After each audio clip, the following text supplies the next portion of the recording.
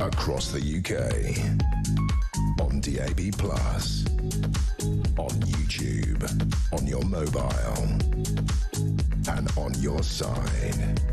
This is Talk.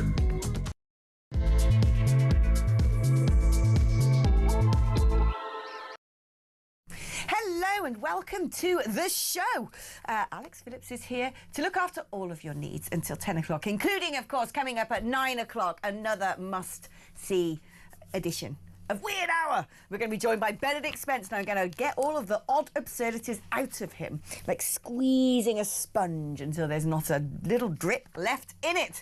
But before all of that, we've got a lot of news stories to talk about today, and I'm getting my teeth sunk into some of the things that perhaps you have not seen. I was just saying to Kev there, the Green Party being reported to the counter-terror police. Now, I can talk till the cows come home about this one, because I've been doing my digging, I've been doing my looking, I know what you're up to, I know what you believe in. So we're going to be getting the full scoop on that one. That is in the 8 o'clock hour. And then before that, we're going to be talking about, well, everything going on in politics back at home in the UK, because there's never a dull moment. And of course, rather than deal with infinity migration, porous borders that having a huge impact on communities up and down the country, instead, no, we're all discussing what the word colonization means because of this.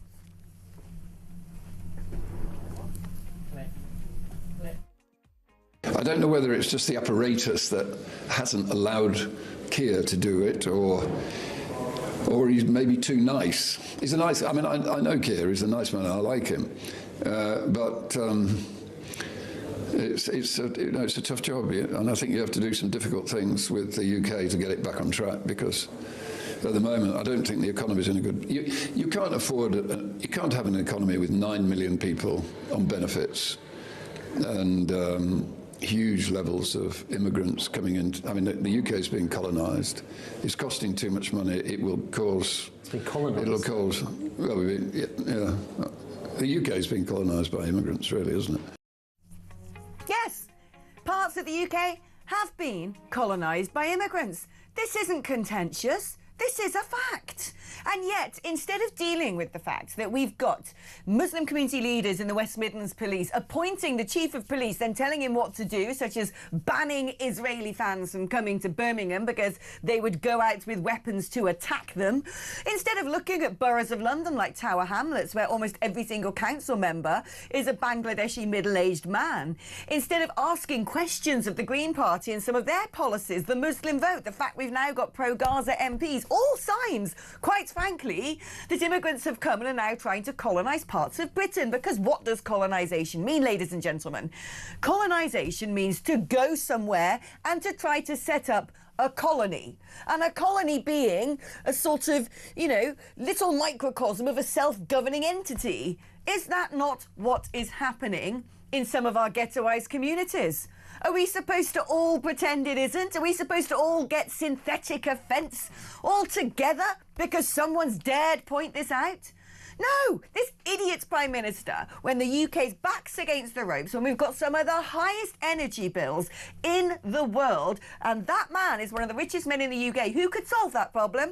That's right. He wanted to introduce fracking to the United Kingdom, working very well in America, isn't it? Drill, baby, drill. Instead of buying LNG, liquefied natural gas, from despotic regimes, instead of paying indirectly Russia's war machine by buying fossil fuels from countries who are buying it of Russia and then processing it, we could just be getting our own out. It wouldn't move the needle on climate change because we're using fossil fuels anyway. And on top of that, we could be selling it internationally for a little bit of diplomatic leverage. And who would be able to do that? That's right, Jim Ratcliffe. But instead of the Prime Minister knitting together a plan to save Britain, a project for growth, the idiot, the stupid, naive, willfully ideological moron has instead gone and insulted that man because he points out a reality. This is a clown country. Let's get into the conversation. Philip Kissley, cultural historian, academic and political commentator. Hi, Philip. How are you doing? Hi, Alex. I'm all right. How are you? Yeah, I am okay. Exercised as per usual about the idiocy of the leadership of this country. Sir Jim Ratcliffe, frankly, should be in the United Kingdom with Sir Keir Starmer sitting around the table going, right, we've got big problems. We need to get fuel out of the ground. We've got the highest energy bills. It's not sustainable. We're deindustrializing rapidly. We're going to enter some sort of economic oblivion. We can't manufacture anything. What can you do to help us, please? But instead, this man supported the Labour Party last time round. Instead, the Prime Minister, because he's weak-willed, lily-livered, likes going on these offence missions as some sort of distraction, let's police language instead of actually dealing with the crises facing the country, has just offended that man. It makes no sense politically. It makes no sense politically, but as we said last week, our Prime Minister and our whole cabinet have no political instinct whatsoever. They are an absolute joke when it comes to politics. But Jim Ratcliffe has committed the cardinal sin, Alex, in the sense that he's told the truth. And you're not allowed to do that. What you have to do in this country, especially when it comes to immigration, especially when it comes to diversity, is maintain the fiction. And we have to maintain the fiction that everything is wonderful. Everybody contributes in an equal kind of way. Everybody loves each other. There is no anti-Semitism. There is no Islamism. There is no scrounging off benefits. We live in the sunny uplands. It's just absolutely wonderful. And he didn't do that, Alex. What he said was, look, things are terrible. We've got, 9 million people on benefits? That is insane. We cannot carry on. We literally cannot carry on like this. He pointed that out. And of course, now, the FA, the Football Association, is worried that he's bringing it all into disrepute. Oh, it's just This is ridiculous. Exactly. It's ridiculous. So on the subject of sports, let's actually hear the views of my colleague just next door, Simon Jordan of Talk Sports, who's waded into the debate. What's your reaction? So let's pare this back a little bit. I think the term of colonization is probably clumsy. But if you look at the underlying sentiment, put aside the analysis that he's misquoted some figures. Because the population in 2000 was 58 million. The population in the UK is 70 million in 2025, which means we've had a 21% increase, 20 to 21% increase in our population. The population of Europe has gone from 728 million to 744 million, which means Europe as a continent has had a 2% increase in population. You then distill down the German population increase, the Italian, the Spanish, the French. No one has had a population explosion like we have. So to go to the sentiment about the population, irrespective of whether he said 2020 or 2000, he is right. The population explosion, however it's manifested itself, has created a strain on this country. And we need to be talking about not just the economic impact of this huge explosion in people coming into the country, not even their dependency on the welfare state, not even the fact that they're failing to integrate, which many of them are, not even the fact that most of them don't come with skills that are beneficial to our economy. We actually do need to talk about the fact that some of these people, by no means all of them, but certainly some of them, are creating strongholds. They are creating balkanised voting blocks. They are turning entire neighbourhoods into their own little segregated, self-controlled lands. That's true, isn't it, Philip? It is true, and I can give you a little story, actually, because I was stranded in Birmingham last night, okay? I missed my train home, and I ended up having to stay in Birmingham and walking the streets trying to find a hotel. Okay, and Birmingham is a really good example of what's happened. And as I was walking the streets, I was thinking about this independent alliance that they've come up with, you know, right. Which is a classic example of what you've just been talking about, which is colonization. But as I was walking the streets, I thought this is, you know, and I don't want to be nasty about Birmingham, but really I kind of do have to be, because it's filthy. Okay, I was walking the streets. There's been a bin man strike for God knows how many months. It's going to carry on for the next 6 months. The place just isn't working. But this is our second city. Yes. Okay, this is you know, once you get out of London, if you want to see, you know, what big Britain looks like, you go to Birmingham.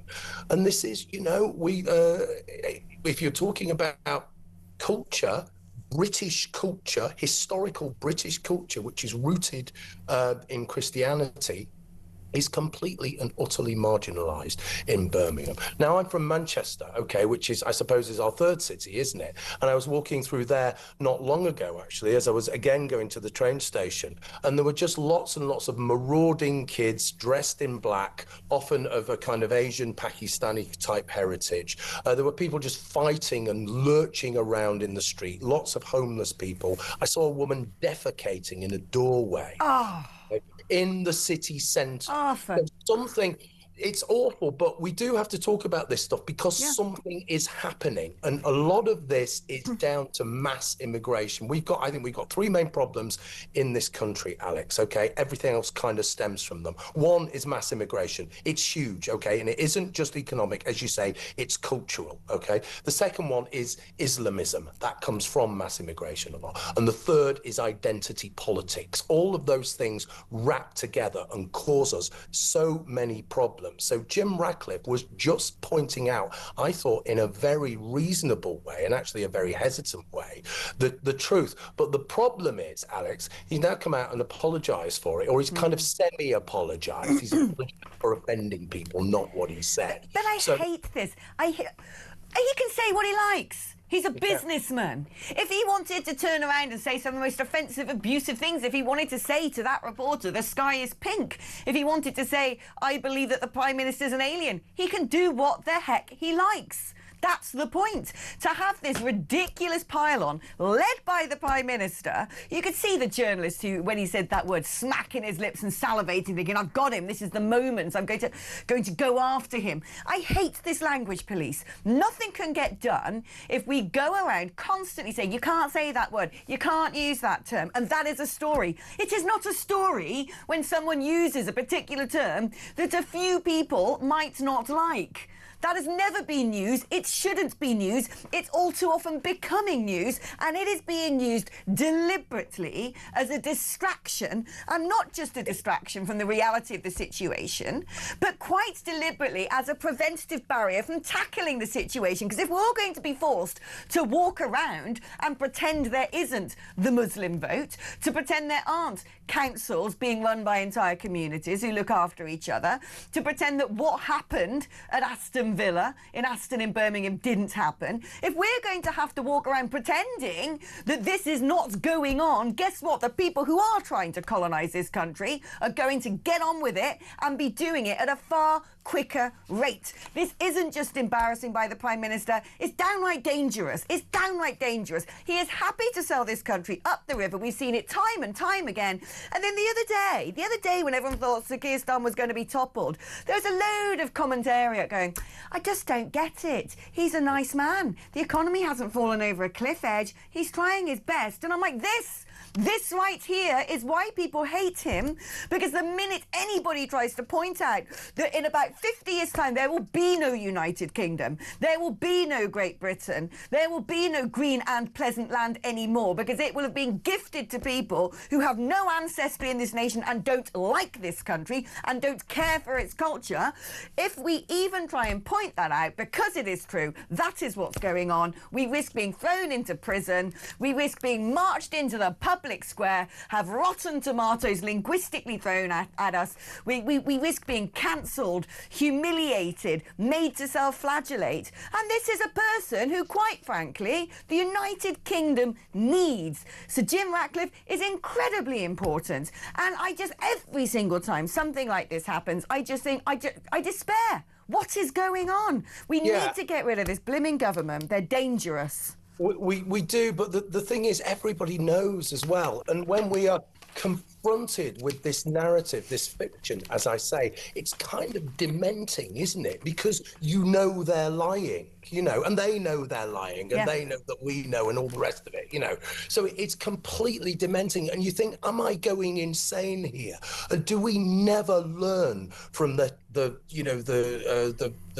lessons of the very, very recent past? The Pakistani rape gang cover-ups, the atrocities that are happening to Jewish, the Heaton Park last year, the atrocity that was uncovered in Manchester just before it happened. All of this stuff, do we not understand that we have lurched towards a sectarian society that is a dangerous society. It's the most dangerous society we've ever lived in. We are far more divided than we have ever been. There is nothing that kind of binds us together anymore.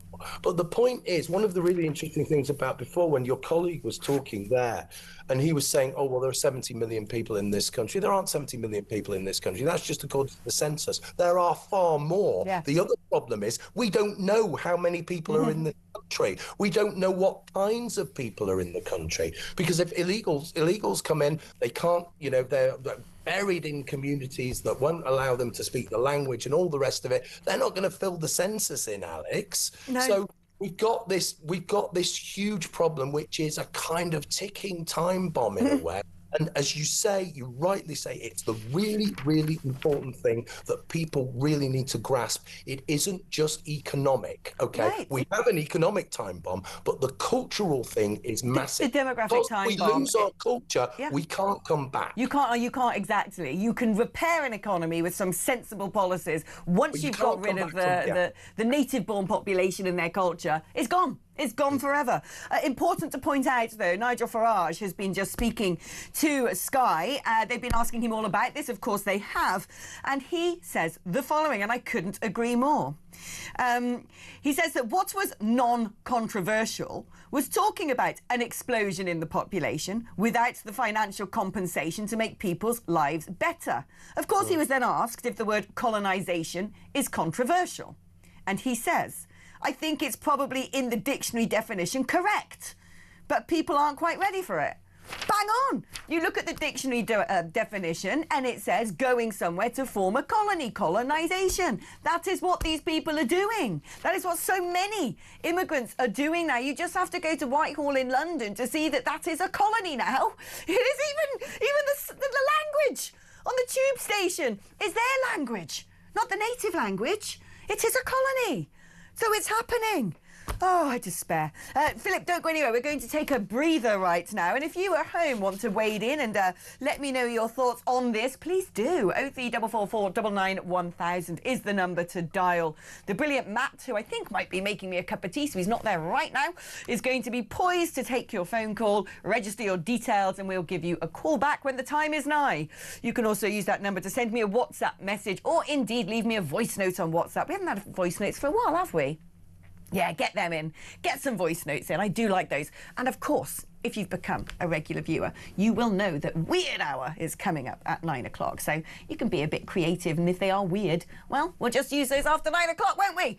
8722 is the number if you'd like to send a text message instead. If you're going to do that, you've got to write the word talk before you write your message. OK, housekeeping done. Three-fingered gin and tonic. See you in a moment.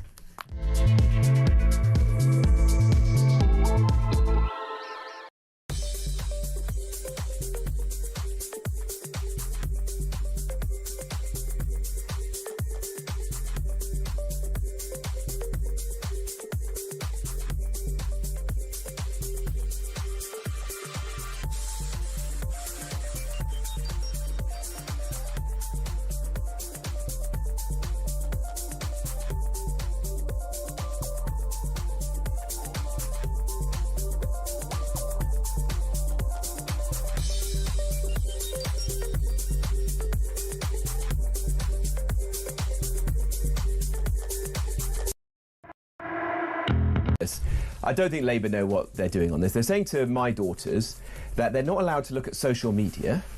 They can't, you know, buy a non-alcohol beer. They won't be able to have a vape, but they'll be able to vote at 16. It just doesn't make any sense. I think this is going to backfire, actually, for Keir Starmer, because I don't think that young people are going to look at this Labour government and think it's actually doing things in their interest. The country feels like it's in a mess at the moment. I don't.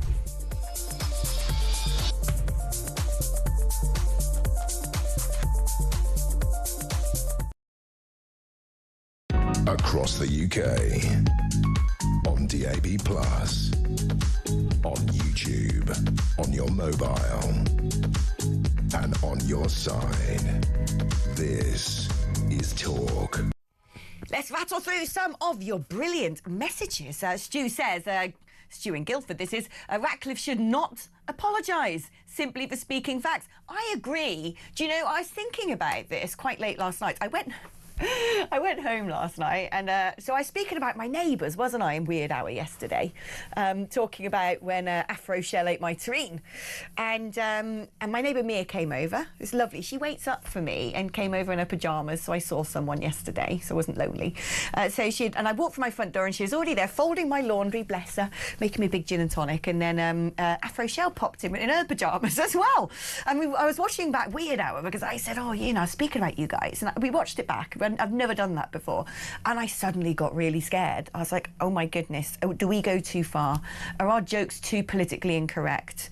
And I thought, I've really got to, you know, tone it down. I'm gonna have to moderate it. And then I thought to myself, no, because the minute you start doing that, and the minute you start apologising to the language police, you're letting them be the playground bullies, and we have to stand up for them. Our freedoms mean too much. So, yes, I agree, Stu in Guildford. He should not have apologised, although he didn't. He did one of those sort of, well, if you're offended by it, sort of apologies, so fair play to him. I'll tell you, Alex, all this crazy stuff is giving me acne, says Mark. I'm sorry for that, Mark. You've got acne, I've got eczema. Together, if I got some of your skin oil and you got some of my dryness, we might cure each other. Who knows? Alex, looking beautiful as always. Why, thank you. I feel haggard. I don't think Sir Jim Ratcliffe should say sorry about what he said about immigration. I thought he was on the money. I agree. Hugh from Basingstoke despairs with this stupid Prime Minister who doesn't like what Sir Jim said. Think of this. If Spain said that the British are colonising their country, we'd simply say yes, and we love Spain and are grateful to be accommodated so willingly. Viva España. Do you know, it's funny, you make a very good point there, Hugh, because the left wing always think it's lovely, they bring all their cuisines and their languages and their own clothes, and isn't it delightful? It doesn't matter they don't contribute to society. But then you ask these lefty lovers about what they think of Brits down Costa del Sol, ordering a full English and a pint of lager and not speaking a word of Spanish, and they have a very different viewpoint, don't they? Hypocrites. Hi, Alex. It's not wading into an argument, it's weighing into an argument. I just like preserving the correct use of English, which is rapidly disappearing, says John. Well, you can wade into something and weigh into something, surely. Wade in with your political galoshes. But no, thank you. I also like precision with our language. I could listen to Philip all night. He speaks so much sense and is unafraid to tell the truth. Jim Ratcliffe only said what the majority think, but don't say it openly for fear of 3 years in clink. Exactly. Let's bring Philip back in. Let's talk about the fact that this is no surprise, is it? A union chief has called for Rayner to replace Starmer. She is the union's pick. She always has been. And what I'm quite relieved about at the moment are the amount of clips circulating of historic Rayner interviews which expose her as the ignoramus that she really is. She is not fit to even be in the cabinet. She's barely fit to be an MP, let alone running this country. It would be an unmitigated disaster. Well, it really would, and we're just talking about language and apologies and all the rest of it, and I'm absolutely with the viewers there, because as I said before, nobody should apologise because they don't want an apology. They don't want the process. I'm coming to Rayner in a second. They don't want that exchange that an apology is. They just want to humiliate and torture people in public and for it to run on as long as possible. Now, Rayner's a really interesting one because she spends most of her time calling Tories scum, doesn't she? So if she can call Tories scum, if she can call people she disagrees with scum, then if Jim Ratcliffe saying, oh, well, we've been colonised, it's really quite tame by comparison, isn't it? So they will talk about hate speech, they will talk about microaggressions, they will talk about all of this kind of stuff. But they are, and I'm talking about, the hard left here, the sweary socialists, of which she is the ultimate emblem. They are absolutely what they purport, what they say that other people are. Okay, so they absolutely represent all of that stuff. And I come back to what we were talking about last week, because I thought we had a fantastic conversation about Angela Rayner last week. I listened to it again, and I thought, oh God, we came up with some really good stuff. But my problem is, she is, we are an embarrassment on the world stage, okay? But that's nothing compared to the farce that will play out if Angela Rayner is in charge. And I'm really, really worried about it. I mean, I'm torn in a way. So on the one hand, it's actually quite funny and quite absurd that this woman will be our premier. But on a much deeper and serious way, we are heading for real problems. We think we've got problems at the moment. It's going to be 10 times worse. I just feel like I'm sorry. I think the woman's thick. It's not snobby. It's not being anti-working class. I don't think she is bright at all. I don't care what anyone else says. Oh, hasn't she done well to get to where she's got to, having a kid at 16 and her mother was, literate or whatever. I don't care. Yes, great backstory. Well done for working hard and getting to where you've got to. I care for that argument. That is brilliant. But it doesn't make you prime ministerial. She is utterly unsuitable. There was this interview that's been circulating. I think Andrew Neil himself might have put it up from his days when he was on Politics Live, interviewing her and asking her a basic question, which is, would you increase capital gains tax? Would you increase corporation tax? She's like, no, well, the thing is, we've got to just pay people more welfare and we've got to invest, and austerity was really bad. He's like, OK, but would you change the structure of corporation? Well, the thing is, Andrew, you're not answering my question. And it goes on and on and on. And you realise she probably doesn't even know what corporation tax is. She actually didn't get to the question. So this isn't about, well, she didn't go to elocution lessons because she didn't go to public school. I went to a state school. I know what corporation tax is. I pay a lot of it. But she is totally ill-educated. She doesn't have any life experience, quite frankly. Having worked at the unions does not set you up to run a country. Quite the opposite. I think it actually poisons you against being an effective leader. And here we have now Andy Burnham still sniffing around, trying his hand, knows he can't be leader himself, looking at Rayner thinking that's probably the horse to back if the unions are backing her, joining Angela Rayner in demanding business tax cuts. And yet at the same time, she wants business tax cuts, but she wants to bring in a crazy workers' rights bill, which is going to be so harmful against businesses being able to employ anybody. There is never an answer when it comes to the socialist magic money tree of how you square the circle, of how you move all the little bobbins along the abacus and make it all add up. They have all been to the Diane Abbott School of Mathematical Genius. And you know what? It's always the same kind of person who suffers in this. And it's always small businesses, entrepreneurs, people who are struggling to get by, who either just work for themselves or maybe employ one or two people. And so it's the people they, purport to represent. They don't represent them at all. They actually despise them.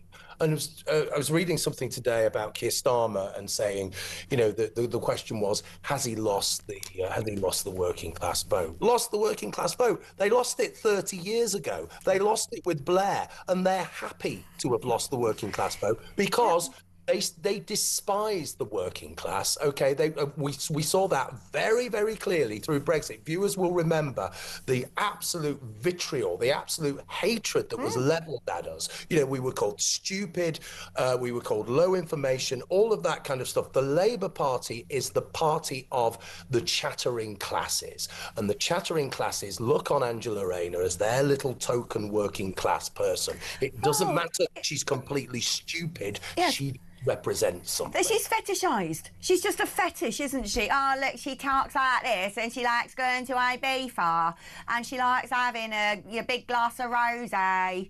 It's a fetishisation of it. It's actually quite a snobby idea of what working class people are. It's hugely starting. I just want to talk in a Mancunian accent now. You know what I'm saying, don't you? Because that's where I'm from, actually.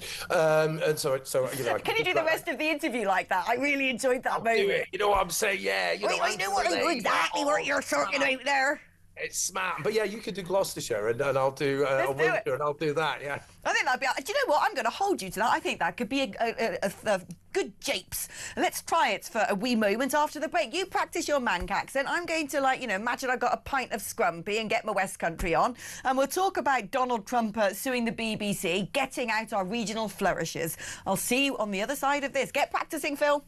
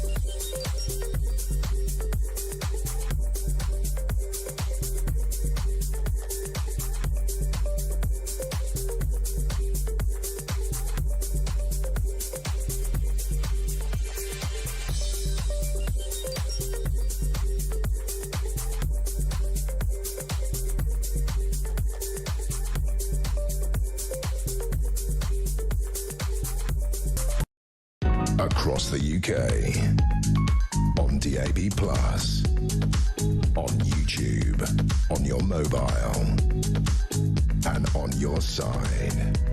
This is Talk. Right, babbers, Gertlash. Now, Donald Trump's £10 billion defamation lawsuit against the BBC, well, that is going to go down trial, innit?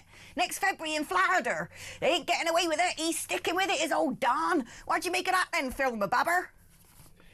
Hey, Alex, I think it's going to be absolutely banging. You know what I'm saying, don't you? It's going to be great, right? You know, when he takes on the BBC and he really smashes them, you know, because they really need smashing, don't they, right? Once he does that, everything's just going to be top banana, girl.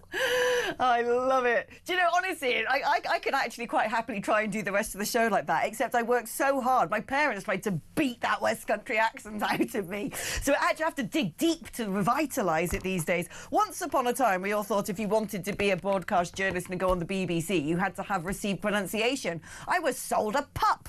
Tell you that much. If I did speak like that. No, actually, no. The West Country accent is the one accent that you're not allowed to use. Yeah. Do you know what I mean? You can have a slight Manc accent, a Liverpudlian accent, a Brummie accent, and go on and be, you know, in places. But unfortunately, if you speak like that, you've got to stay on Clarkson's farm.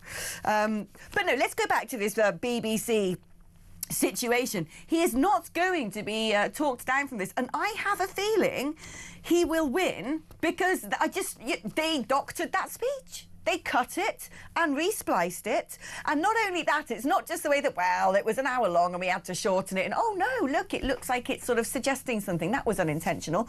They put a load of doom music over the top and a filter, you know, grey filter to make it look ominous. That doesn't magically happen all by itself. You know, you don't go away in the ghost of the editing suite. You've gone to make your, you know, cup of coffee or something down Broadcasting House and a ghost comes in and starts fiddling around with the Avid machine and then sends the clip to playback, and you come back in with your coffee and it goes out and you think, whoa, how did that happen? I mean, you know, pull the other one. Yeah, but I mean, the thing with this is, though, they know full well that they've done this, but they actually think that that was the virtuous thing to do because he is the personification of evil, and anything that they do that will undermine him is actually for the greater good. You know, I'm sure that's what their mentality is. Now, I'm really, really looking forward not only to hopefully him winning 10 billion, my God, or it's 7 billion pounds, isn't it?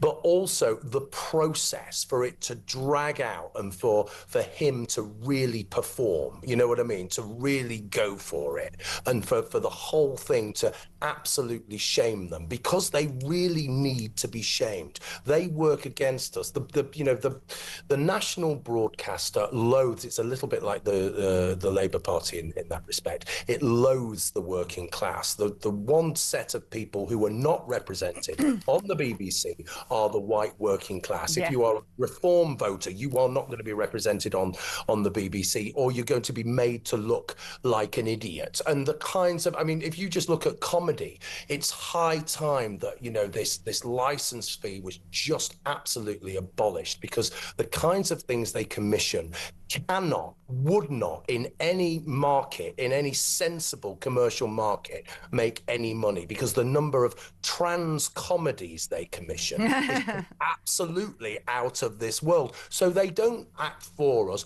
Also, the anti-Semitism as well is just off the scale. It's insane. But it's just revolting. I mean, I think there's one stat that really sums it up. I think in the 4 months during the height of the Gaza war, I think they breached their own standards 15,000 times.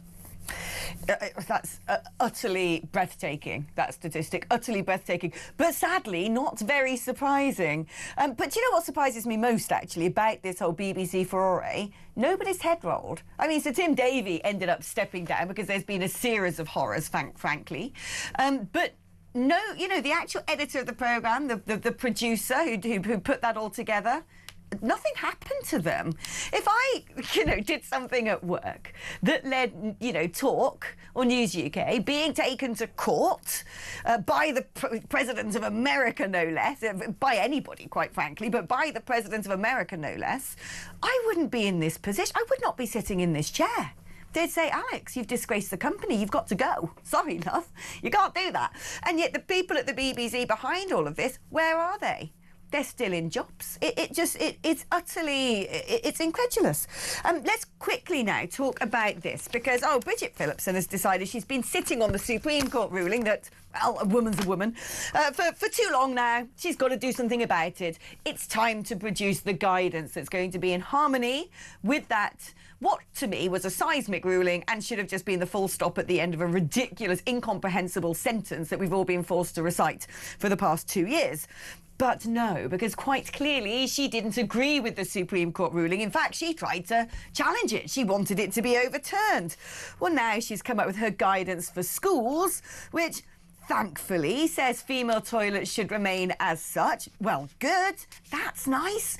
Because I remember when I was actually reporting as a journalist in Wales, when the very first school I know of in the UK who created unisex toilets, it was in Cardiff, I did a story, this was years ago, on how all the girls were not coming into school, going home at lunchtime and not coming back because they were too scared to use the bathrooms. So that's a good thing. But the guidance also says that pupils will be allowed to change their gender at school. They need to proceed with caution when dealing with a child's request to transition socially. I suppose one good thing is teachers must consult parents.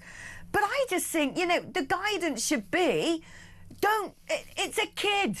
You just have to say to them at that age, look, you're a boy, you're a girl, perhaps you might need to go and see a therapist if you're having troubles over this subject. Because I think enabling what is essentially a mental condition, because dystopia is a psychological condition that is actually vanishingly rare, or historically it always has been, enabling these strange fantasies where kids at school can pretend they're the opposite sex to their actual opposite sex, to me is actually sort of inculcating and concretizing severe mental health issues in that child.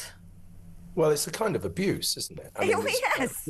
Pure and simple. It's an abuse that is a sexual abuse as well, because all of this stuff is, there are so many layers here. So let's think, first of all, who's at the front of the classroom? If the person at the front of the classroom has blue hair and is festooned in rainbow flags, then that is a problem. That is a real red flag. Those kind of people are going to school, and those are the kind of people who are teachers now. So we really need to look at teacher training colleges, and we really need to think about, well, let's change the kinds of people who are going into schools, because these schools are kind of like cults. I've spent quite a lot of time in schools over the last 10, 15 years, taking students into schools, and you see all sorts of bizarre stuff. So that's one thing. The other thing is that this is supposed to be about safeguarding. If you are telling children that magically you can be another gender, if you wake up today, Alex, and you feel like a boy, then hey presto, you're a boy. We can all call you a boy, and that's fine. Okay, that is not real life, and that goes against science, that goes against reason, that goes against philosophy. I mean, back in the day when all of this stuff happened with ridiculous philosophers like Judith Butler and all of that kind of stuff, I thought, well, it's so stupid, because I was an academic at the time, it's so stupid that the feminists will just kick it out of the water because it's ridiculous. I feel like this, so therefore I am that. But they didn't do that, and it took hold massively.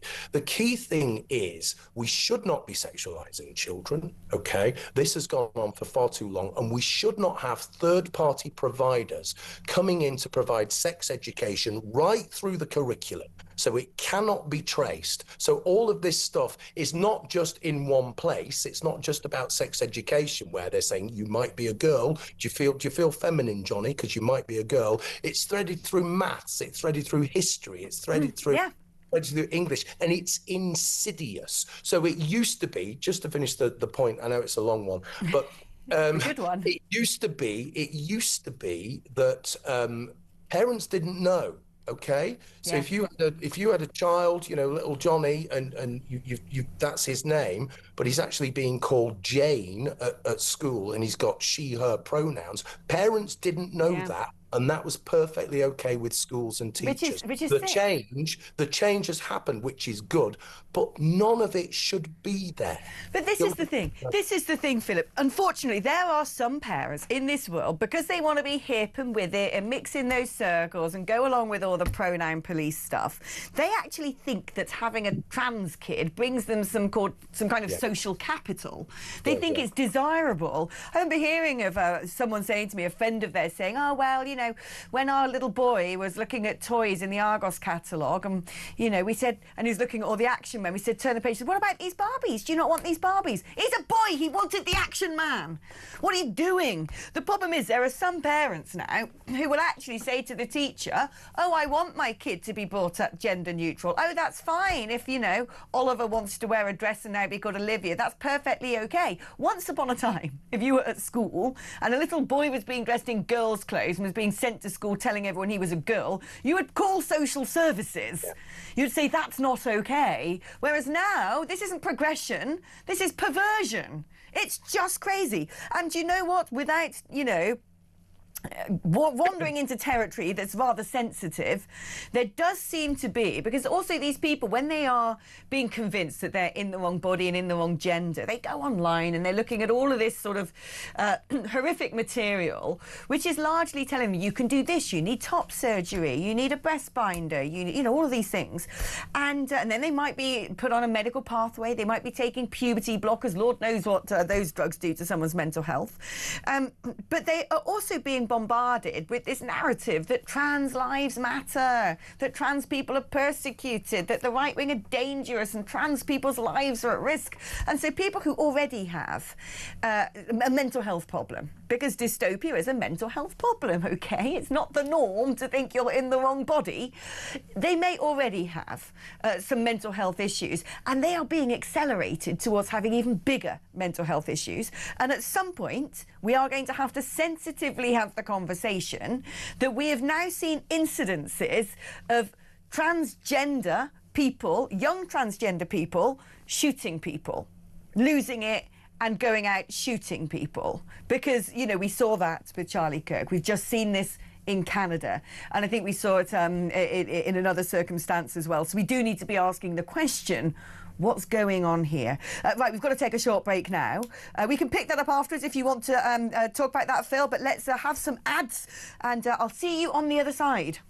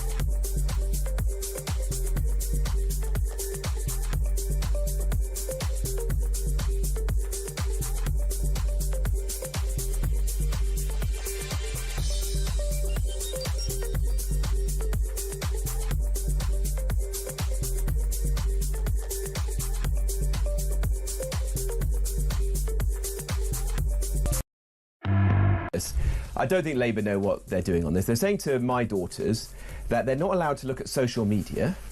They can't, buy a non-alcohol beer. They won't be able to have a vape, but they'll be able to vote at 16. It just doesn't make any sense. I think this is going to backfire, actually, for Keir Starmer, because I don't think that young people are going to look at this Labour government and think it's actually doing things in their interest. The country feels like it's in a mess at the moment. I don't...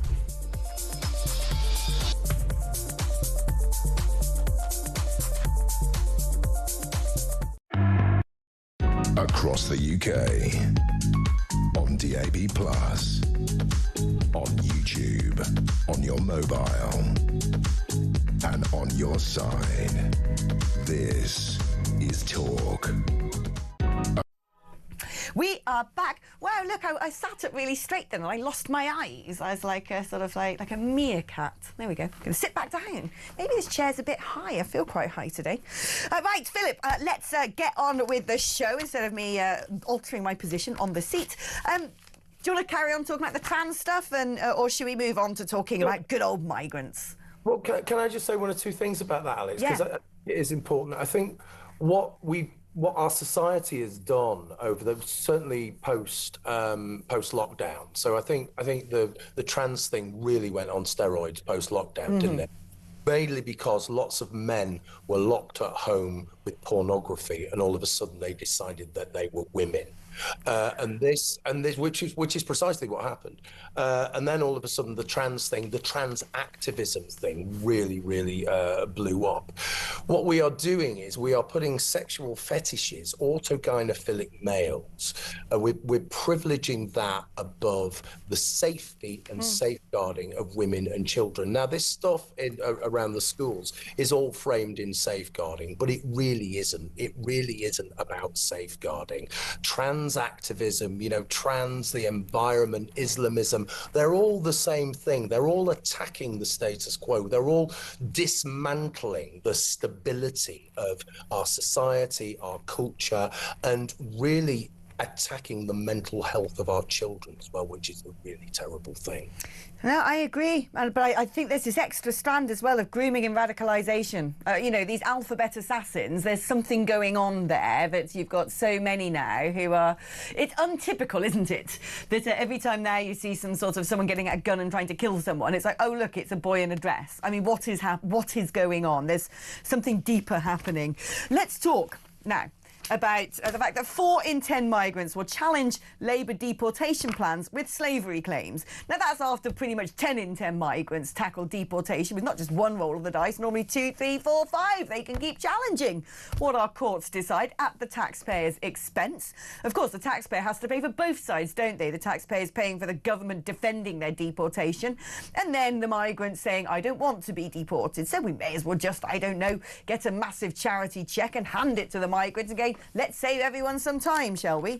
But, Sir Keir Starmer, who is such an advocate for international law, is basically finding himself totally hamstrung by it. Hamstrung by the sort of legislation that he and his cronies in their barristers' chambers were dreaming up. Yeah, I mean, we will be sunk. Our country will die at the hands of human rights lawyers, won't they? And as I think I said last week, or I might have said on another show, it's human rights for them. It's not human rights for us. We don't have human rights if we go out to work, if we're homeowners, if we pay tax, and if we're parents. It doesn't apply to us. It just applies to foreign criminals, essentially, and illegal immigrants. It feels as though all of the mechanisms that frustrate us are just kind of getting stronger and stronger and strangulating us. And it feels as though, in some ways, it almost feels as though the politics above it doesn't really matter. What we've got to do is really deal with this mechanism, this diabolical thing, which just frustrates everything. And I don't really know how we can do that. That is a massive project, because as we were saying last week, it's deep state and it's lawfare and it's human rights lawyers. And once you get into that territory, not only can you not do anything, it takes you years to not do anything. And meanwhile, everything else is falling about around you. So I think just to look ahead to whoever becomes the next government, and if we're in a much more catastrophic state than we are now, which we will be. I mean, they've already crashed into the mountain, but it is getting worse. That is the first thing they have to do. It's the ECHR. It's all of this stuff that just needs to, we need to throw it away. We need to be really firm. We need to be radical. There needs to be a radical counter-revolution. We need a government, frankly, who's going to come in. They're going to need a massive majority, because anything that is less than a massive majority, anything they try and pass will be totally exercised by the rest of the House. We haven't even talked about the House of Lords. Let's propose that we do have a reform government whenever the next election is, with a massive majority. They've got nobody in the House of Lords. The second chamber is going to just try and dump on everything Reform tries to do. But we then need to have a big majority from a government who wants to reverse some of this stuff. And there will have to be a great repeal bill. We'll have to leave the ECHR, no questions asked, but we're going to have to tear up from the roots all of the legislation that's emanated from it. We're going to have to scrap the Human Rights Act. Oh, yes, everyone on the international stage will say, look at that. The UK has become a tyrannical, monstrous regime that's about to have forced labour camps and send kids up chimneys or something. Absolute nonsense. Criminal law quite happily deals with most things. But that is the only way. And I've been doing some research, actually, Philip, into these barristers' chambers who have come up with so much of this egregious rubbish, which tend to be the two barristers' chambers associated with Starmer, Lord Hermer, Cherie Blair, Philip Sands, who handed over the Chagos Islands. A lot of these people have largely, since the turn of the century, been the architects of this egregious legislation, and now they're running the country. And you know, I worry about who could come and replace Starmer and how dangerous they will be or how useless they will be. I do think it would end up precipitating a fast general election, because I think the markets would get totally spooked if they thought Rayner was going to be Prime Minister. I think it would plunge us into a huge fiscal black hole. But one thing that would be good about saying goodbye to Sir Keir Starmer would be potentially saying goodbye to the cartel of legal cronies that seem to be pulling all the strings. Yeah. I think, as you say, this has been a 30-year project, actually. This comes from Blair, doesn't it? You know, it's got Blair written all over it. The one good thing about Blair was that he got things done. What he got done was catastrophic, but what he really did was pull things apart and remake it in his own image. That's what the government needs to do. It needs to, as I say, it needs to be a conservative counter-revolution. This whole the tentacles of big government really need to be chopped away, and all of that stuff needs to change. It's a philosophical change. It's an ideological change. And this is why when we talk about the uni party, they just do the same thing, because essentially, you know, they're both sides of a continuum, aren't they? What we desperately need is a radical, and I'm using the pun here purposely, reform at every single level. Now, that is a huge task, but it is doable. It's just about being, you know, bullish, really getting out there and changing things, tearing things apart, causing trouble. And you know who would really support us? Of course, our allies in America. That's what we need to do. It's fascinating watching what's going on in America at the moment. So I was watching a Congress hearing with Anna Paulina Luna, who was grilling people over the EU, and especially, I don't know if you've followed this story at all. I've got a side hustle where I work for a Belgian publication, a Eurosceptic Belgian publication, monitoring all the EU stories. And we did a big interview the other day on the allegations that Russia had infiltrated TikTok, and therefore the candidates for the Romanian presidency, Georgescu, wasn't allowed to become president. In fact, the Romanian courts nullified those elections on the advice of essentially the EU, who said, well, it's not a true result because Russia infiltrated TikTok and he had all these TikTok supporters and that's how he won. Anyway, when the Congress in America subpoenaed TikTok and said, show us the evidence, it wasn't true. In fact, what had happened was another political party had been seen augmenting Georgescu, and I think it was a setup. But essentially, the EU will go about cancelling elections or nullifying elections if they don't like the result. And we're talking about this with a Romanian journalist, and I said, but this isn't the first time. You know, when Ireland didn't vote for the Lisbon Treaty, they made them have a second vote. When France voted not to join the euro, they forced them to have a second vote. And yet people sit here and think it's all benign and benevolent, but thankfully it's taken a good sort of 30-odd years to happen. But But America under Trump has suddenly gone, what on earth is going on in Europe? What is going on in the United Kingdom? We need to sort them out. They need help. And of course, as viewers will know as well, you know, this government is doing everything it possibly can to realign us with the EU, to get us back in there.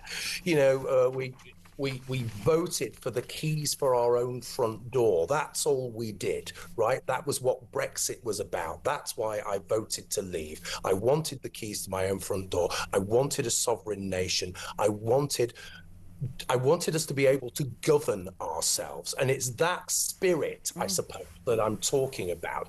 So when people think about the politics over the next 2 or 3 years, they think about what's going to happen. I think Brexit is going to come back and play a big role in allowing people to make up their minds, because it will illustrate what we don't want and what we desperately do want. My big concern is, how are they now going to stop Farage? It's being put in front of Parliament today that 16-year-olds should be able to vote, and they're actually going out to register 14-year-olds, which I think is just really crazy. So I knew they'd try and alter the terms of the plebiscite. I think what the next thing Labour are going to do to try and swing the vote back in their favour is to say anybody who lives in the United Kingdom should get to vote in a general election, doesn't matter where you were born. I think they might try and pull that card out. The EU will probably try and use lawfare against Nigel Farage when we get close to general election. All of a sudden it'd be, well, he was misspending this money as an MEP, and now he has to go to court for it. It's what they're doing to Marine Le Pen. They've already tried to vilify him. They've already said he's a fascist, he's dangerous. They've removed his security. You know, they are not going to sit back and watch reform storm to power. We can all look at the polling and go, that's likely to be what happens. I just worry that the resistance against it from the political establishment is going to be frightening. Yeah, but all of this gerrymandering is blowing up in their face. I'm talking about the Labour Party, because if they're saying, oh well, we want 16-year-olds, my God, 14-year-olds, children voting, they're not going to vote for Keir Starmer or whoever takes his place. They are really not. Lots of young people, and we know, because we know Reform do very well on TikTok, and we know from the research from the think tanks in Westminster, Nigel Farage is actually very popular, especially with young men. Okay, so that is something much more so than Keir Starmer. But what we're going to see is a complete realignment, I think, and the more they try to gerrymander, the more they try to doctor things, the worse it will be. Well, no, but they don't care. They don't care. They're audacious. They are brazen. They will turn around if Farage gets elected as Prime Minister. They'll say, well, the Russian infiltration. Well, you know, we should challenge this. Well, we might need to hold another vote for some spurious reason. They are sitting there right now, behind closed doors, planning all of it. Mark my words. Philip, it's so good to speak to you. The time is up far too soon. What a shame. We'll be catching up, though, next week, because I'll be back in this seat. And Philip hopefully will be joining us again next Thursday. Right, we're going to be taking a short break now, but do keep your thoughts coming in. 0344 499 1000 is the number for WhatsApp. 8722 is the number if you want to send me a text. Right, talk before you send me a text, please. You can also give me a call. Register your interest to have a chinwag. 0344 499 1000. We're taking a break now, but don't go anywhere. 2 more hours to go. 3-fingered G&T. See you in a mo.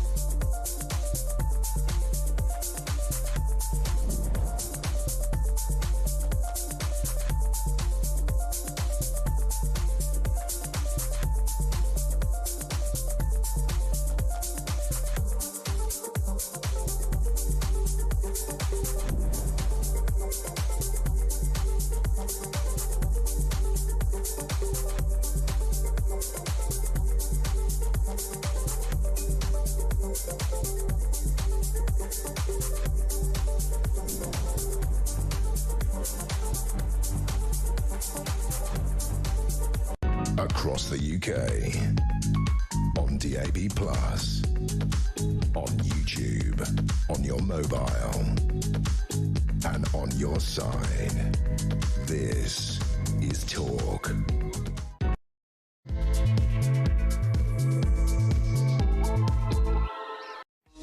Hello, welcome back to the show. Do you know, time flies when you're having fun, or when you're in therapy. Which is it, guys? It does feel a bit like therapy. I must admit, I don't know whether doing this job sends me around the bend or if it offers me some sort of relief, because whether I did it or not, I would still be engaging with the news cycle. And the mad things going on, you can't avoid it. At least here I get to come and just get it all off my chest. I suggest you do the same. It's what I like to call communal catharsis. So to tempt you into following suit of some of these brilliant people who've sent in some messages, let me read them out. It might coax an opinion out of you, mightn't it? Kate says, wow, Alex, you're on fire. Keep going. I totally agree with you, from a fellow Gloucester girl. I love to hear it, Kate.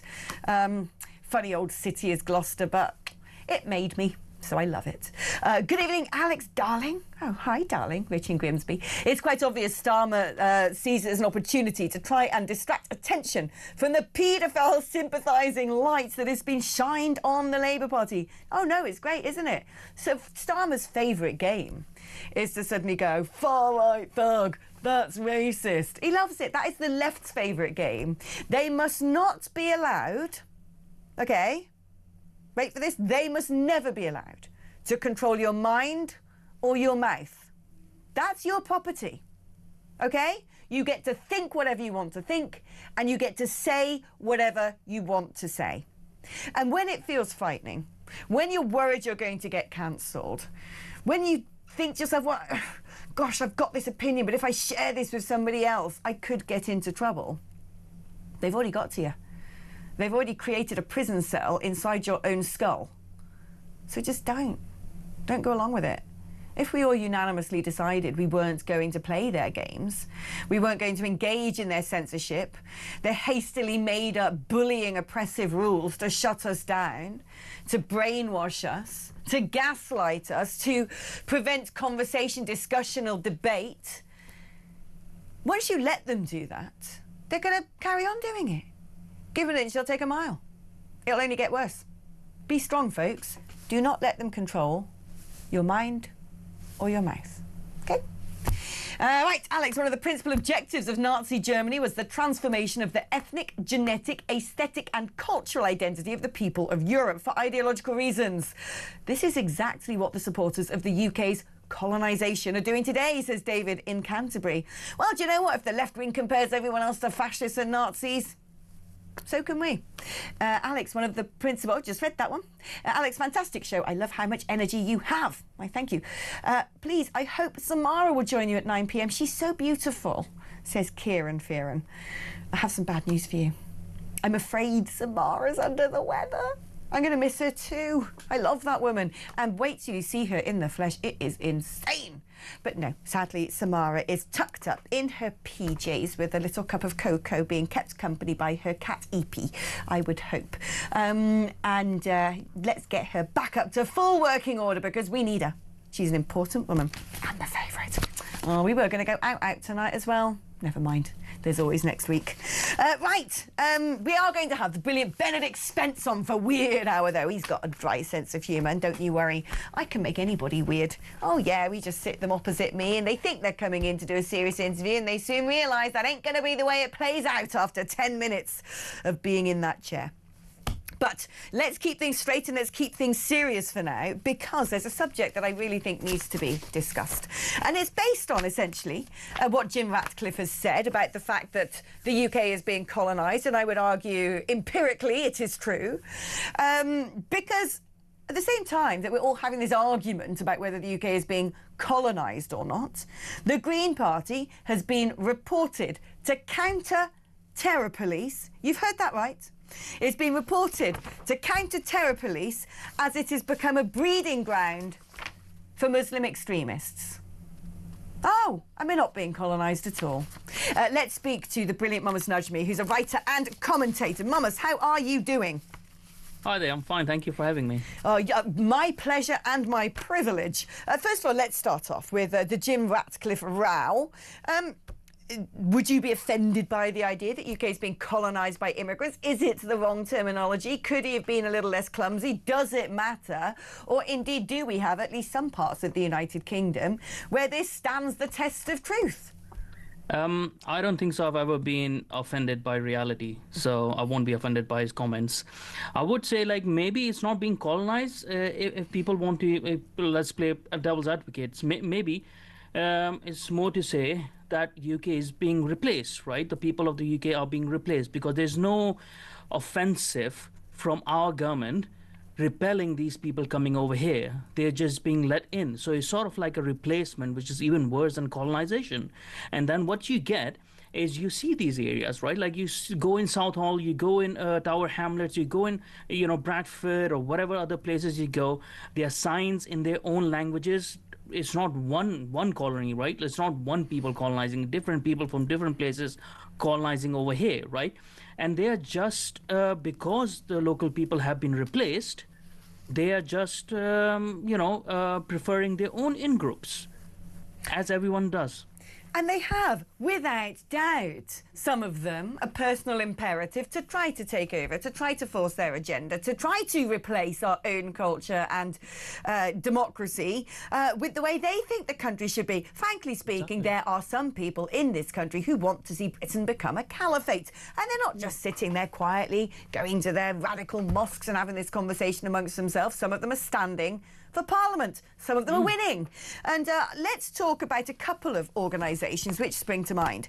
So first of all, I started trying to dig around last year into the Muslim vote when we suddenly got these 5 pro-Gaza candidates. And back then I learnt that the Muslim Vote organisation wanted to stand in at least 98 seats around the country where Labour currently hold power to replace a Labour politician with what they're calling a pro-Gaza candidate. But this isn't a pro-Gaza candidate. We have seen from the 5 pro-Gaza candidates that we already have in Parliament that, as well as banging on about Israel, Palestine and all the rest of it, they want to legalise first cousin marriage. They're starting to push their own cultural agenda in our Parliament.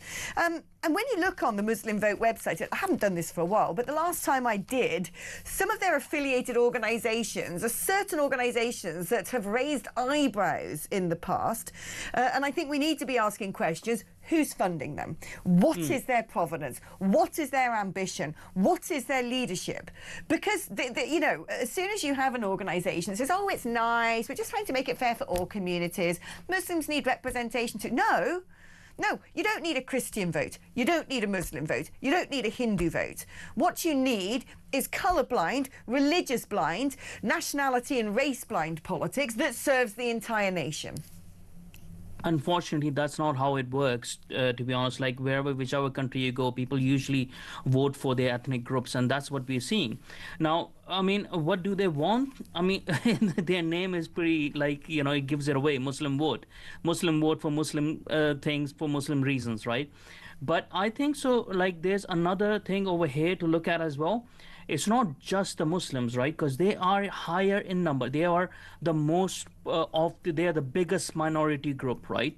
So they will coalesce like that. We also have the problems of, I think so in 2024, there was Sikh code that was put up, right? And then there are other ones as well. So whichever other ethnicity is in higher number, and they are not really encouraged to assimilate, integrate, and there's no, they just, let to coalesce in one, create these parallel communities and stuff. Obviously, the more stronger they grow, they will have in-group preferences. And there might be individuals within that society, I'm not denying that there's a lot of Muslims who don't want that, right? And there's a lot of ex-Muslims, obviously none of the ex-Muslims want that, like myself, who nobody talks about, right? But those individuals don't matter when their community in majority decides to do one thing or the other. Yeah. Right, and they just have to go along with it, otherwise they'll be ostracized from their community. And this Muslim vote, because we have to talk about it, because they are the highest in number, they can have the highest impact. what happens when this country goes along with that, like when those people win? They're already not in favor of any British values or any British interest, or not even the trademark British values, right? We're not talking about the actual native values, but not even the trademark corporate values. They're not even for that. So when you even have like few of them, you have 50 of them, they have a pressure group now in Parliament. What happens then? Are you going to go against halal food? Are you going to go against like halal food, not just for religious reasons, but actually for animal rights reasons, right? For any of those things, the burqa, the Sharia courts or anything like that, they will change the country time by time. And I've heard John Barnes say that it's not an invasion because the immigrants are not changing the culture and impacting the economy. I mean, what world is he living in? I mean, are they not impacting the culture? Or like, are we saying we go to Bradford and it's as English as it was 100 years ago? It's ridiculous. We're being gaslit. I mean, the Muslim vote, I've just pulled up their website. They have come out on social media and said, we wholly endorse the Green Party. We want the Green Party to win seats. And one thing that I've seen in working in domestic politics here is where you've got a large Muslim population, they all vote as one block, by and large. The imams will go and get all of the votes for the entire mosque. There also happens to be postal vote fraud a lot of the time. I do think that when people come from these developing world countries where corruption in politics is rife, they bring those particular habits over here. But the Muslim vote have come out and said, we fully endorse the Green Party. We're throwing our weight behind them at the moment. On their website, our goal is simple, it says. This election, this was the previous snap election, this election signals a shift. Muslim issues at the forefront. Muslim issues at the, not Christian, not British, not everyone. Muslim issues at the forefront. We will no longer tolerate being taken for granted. We're a powerful, united force of 4 million acting in unison. I mean, this to me, this is colonization. That is exactly what that is. They're planting their flag. They're saying they're different. That they are differentiating themselves from the British. And then they have the gall to say that they are British Muslims. Like, you're nothing. You're just Muslim because you're saying you're for the Ummah, right? So I just don't understand why people can't see the reality. Like, they are now voting as they also want to vote for, and they don't even come from developing countries. They come from underdeveloped countries, right? Yeah. And this is kind of like, this, right? Because you have gone into these countries, that this is how they vote anyways, right? Like, they don't vote independently, most of them. Only the educated ones out of them vote independently in some of the metropolitan cities. They usually vote like that. Someone goes in their village and says, yeah, you're voting for this guy because he owns your village, and they just vote for that. So they're used to that system, and they're not far removed from it because they're very recent arrivals as well, most of them. Yeah. I mean, look, I'm just digging up some things from the past here, and I then want to move on to the Green Party, because this is going to be, the big sort of final climax of our conversation. But looking at the Muslim Vote website here, they have a page which is showing all of their other associate organisations, all of the other people who back the Muslim Association of Britain, Muslim Census, MUS, Palestinian Forum in Britain, Prevent Watch, the Muslim Vibe, the Quran Club, MEND being one of them. So looking at MEND, because I recognise that name, this is an article from the 14th of March 2024. Michael Gove has named 5 groups he said would be assessed against a new government definition of extremism, naming 2 groups he said promoted neo-Nazi ideology. And then he talks about how there's been all this infiltration of the pro-Palestine marches. He said the groups promote neo-Nazi ideology, and precisely the type of groups about which we should be concerned. He also named the Muslim Association of Britain. Oh, that was just on that list. CAGE and Muslim Engagement and Development.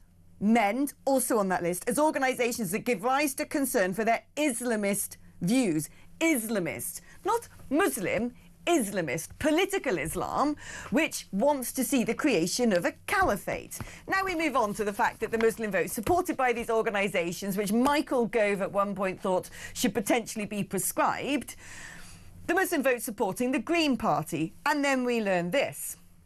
The Green Party has been reported to counter-terror police over anti-Zionist elements as fears grow it's becoming a breeding ground for extremists. Let us look at the evidence, what is going on and why. Groups in the party are calling for anyone seeking a Jewish state in Palestine to be branded racist. Backed by the Greens for Palestine group, Zionism is Racism motion, calling for the party to declare itself as anti-Zionist and for the deprescription of Palestine actions. It rejects accusations that anti-Zionism is anti-Semitic. Now, here we go. The motion is backed by the party's deputy leader. OK, this isn't just a few, odds and sods in the background there agitating for some radical policies. The party's deputy leader, Mohsin Ali, and I quote the Daily Mail on this, effectively calls for Israel to be replaced by a single democratic Palestinian state. Of course they will. In all of historic Palestine, with Jerusalem as its capital. A campaign post for the motion depicts a map of the state of Israel painted in the colours of the Palestine flag. What is that? That is from the river to the sea. It is the eradication of Israel. This is not funny. The Green Party are really swelling in the polls. The BBC will stick that buck-toothed, gap-faced idiot Polanski on anything as if he's just some nice, benign, benevolent, fun little gay guy who likes going down Heaven nightclub and says, whatever he says. Doesn't ever talk about climate change, that's for sure. No, they're dangerous. They're backed by Islamists. They contain Islamists. They've been reported to counter-terror police. And then all of a sudden the Prime Minister, instead of going, right, we need to be looking at the Green Party. These are a big electoral threat to us. We do have an issue in this country. We've seen it with what happened with West Midlands Police. No. When someone points out about colonisation, which is what this is, instead he turns around and tries to close the argument down. The Green Party terrify me. Terrify me. And this is the Red and Green Alliance that many have been warning about, I've been warning about, many other people have been warning about. They're seen the weakest organization on the communist side which can gain some traction, and they've taken over. When was the last time Green Party ever talked about environmental issues or stuff? They're completely gone. What were people thinking when their deputy leader, when he won his seat or whatever, he shouted Allahu Akbar? What do you think this party was going to be? Obviously, the Green Party is now the Muslim party, right? And you will see people leaving Labour to go to that party more and more. And I don't think so. I would be surprised if they actually replace Polanski with not with Mohsin Ali, but with some other Muslim guy, right? Maybe from Labour Party. You might actually see one of the independent Muslim MPs or someone, getting into Green Party. We're not that far off. I think as well, I think people in the Green Party need to look up the word taqiyya. You might be able to help explain that a bit more. Because at the end of the day, Mohsin Ali doesn't want to go to Heaven nightclub and hang around with sweaty men wearing chaps. No, he'd throw them, well, I don't know what he'd do. I'm not going to put words in his mouth. Yeah. But I doubt very much that is his idea of a good night out. But the problem is, I believe that the Islamists will happily use the Green Party as a vehicle, thinking it looks benign and benevolent and nice and can get them even more votes because it looks progressive and modern, because it basically is an inversion of the truth, because it creates a smoke and mirror disguise for them. And they will deploy taqiyya, essentially lying, hiding their real selves, the truth, for political expedience. Meanwhile, the Green Party will think if we can get the Muslim vote, because they vote as one big voting bloc, they will help advance our own interests. They're very strange bedfellows, but Alex, they don't even have to lie. That's the whole thing. Because our Labour Party and other parties, they are doing it for them. We are being gaslit by the people who should be protecting us, is doing it for them. They might not even use Green Party as a vehicle, right? They might abandon the Green Party. They just want to use the Green Party to destroy Labour. Once Labour is destroyed, the Muslim votes are up for grabs, and that's what they want. Then you will see a proper Muslim party come up. There might be a new Muslim party and will grab all their votes, right? Because they know they are playing the long game. 1 or 2 generations down the line, they will be the biggest population, because none of our parties are serious about solving this issue, because we're too afraid of words. Jim Ratcliffe came up, and he's Sir Jim Ratcliffe, right? If he can be cowed within a day, go from hero to zero in one day and apologize for it, right? What signal does that send? He doesn't even live here. He can't even have a backbone. I think so. Find them back. Oh, we lost you there, Moments, but you were making such an important point. If they can use someone like Sir Jim Ratcliffe to be their scalp, to be the sort of straw man that they can push over, to serve as a warning to the rest of us, that is what they are doing. They're wicked. Right, OK, your thoughts, keep them coming in. 03444991000 is the number for WhatsApp. Leave me a voice note if you would care to do that. 03444991000, also the number if you want to register your interest to be patched through to the studio. We will be taking calls in the last quarter of the hour of this hour. 8722 is the number if you'd like to send a text. Right, talk before you text. OK, go top up your drink and I will see you on the other side.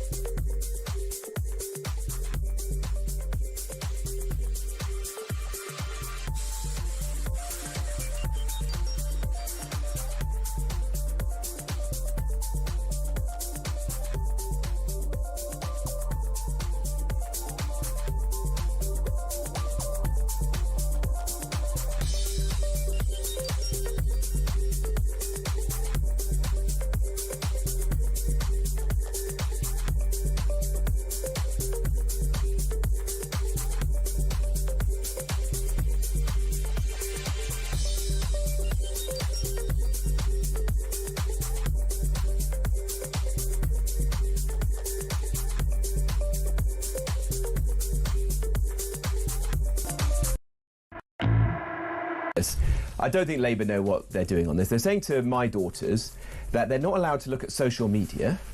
They can't, buy a non-alcohol beer. They won't be able to have a vape, but they'll be able to vote at 16. It just doesn't make any sense. I think this is going to backfire, actually, for Keir Starmer, because I don't think that young people are going to look at this Labour government and think it's actually doing things in their interest. The country feels like it's in a mess at the moment. I don't...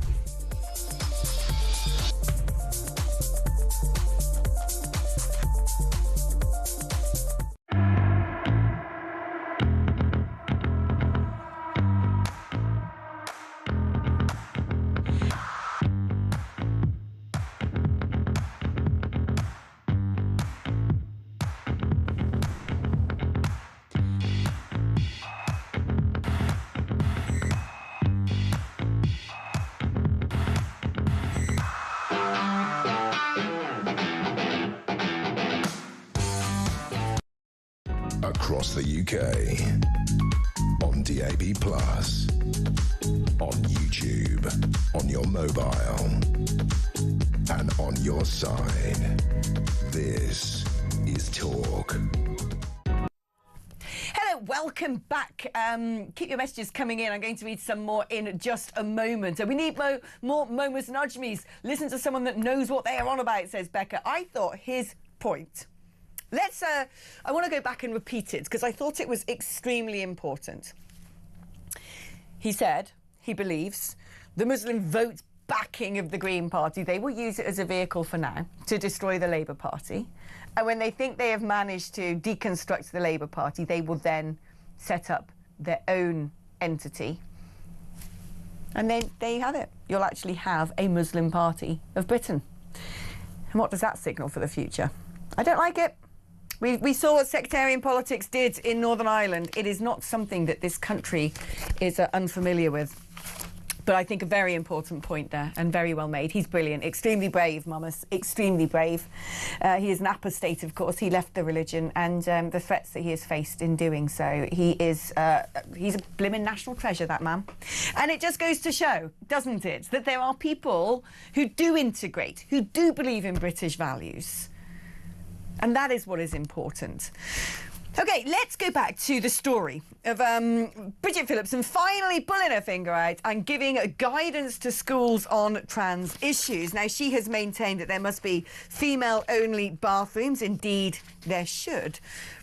But because, frankly, she hated the court ruling about, you know, a man is a man and a woman is a woman, and that is that, she's doing all that she can to water it down. She's tried to challenge it already, but she's doing all she can to water it down, to try and get around it.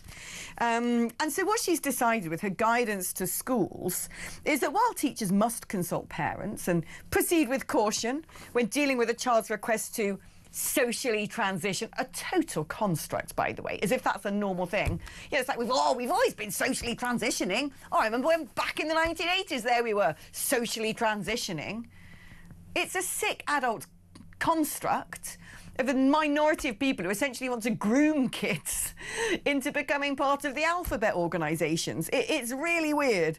Let's speak now to Fiona McAnena, the brave Fiona, Director of Campaigns at Sex Matters. Fiona, what do you make of this legislation? Or this guidance, I should say. Yes, well, actually, Alex, I think it's progress. I think that, first of all, putting this gender questioning children guidance into the safeguarding guidance for schools is a really positive step. That's where it belongs. It's not that they're a special cohort of children that we all have to work around. It's that there are many rules that schools and teachers have to follow to keep all the children safe. And this guidance is really clear about that anything that you think about in a school, you have to consider the well-being and the safeguarding of all the children in the school. So it's pretty good. As you say, it's very clear about single-sex provision. Where it matters, then it has to be single-sex. And you know, they specify overnight accommodation, changing rooms, toilets, sport. It's pretty good. I agree with that it's progress. We had a situation before where teachers were basically saying to kids, why don't you change to a different gender? We won't tell your mum and dad that we now call you Kitty. You know, which to me was a total abuse of power and really against any form of safeguarding. I still look at this and I think what's happened is they overreached so far that we've sort of gone, OK, this is crazy, this isn't OK. But now they've sort of got a halfway house.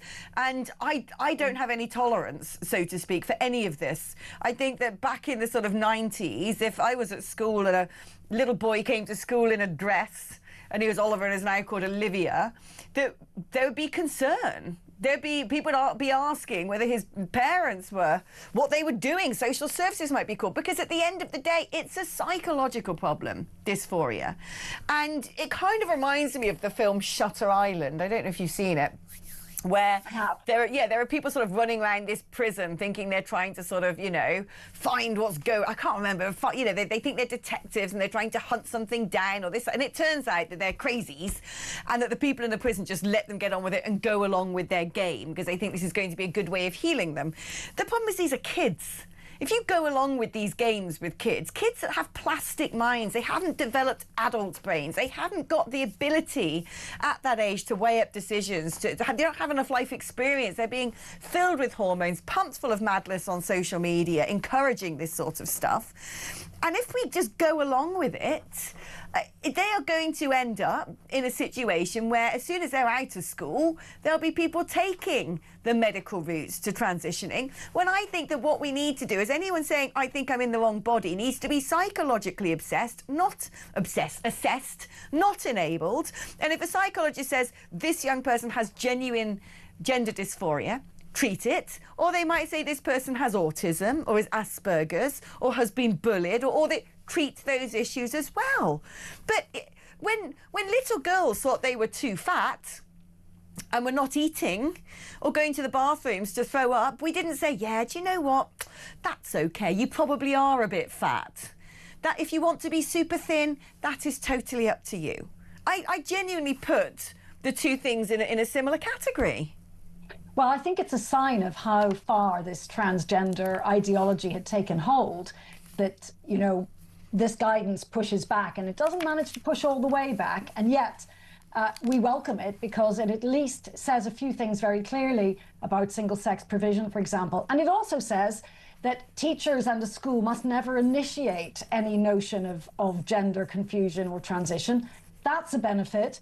It says, I mean, that never should have happened, but it was happening.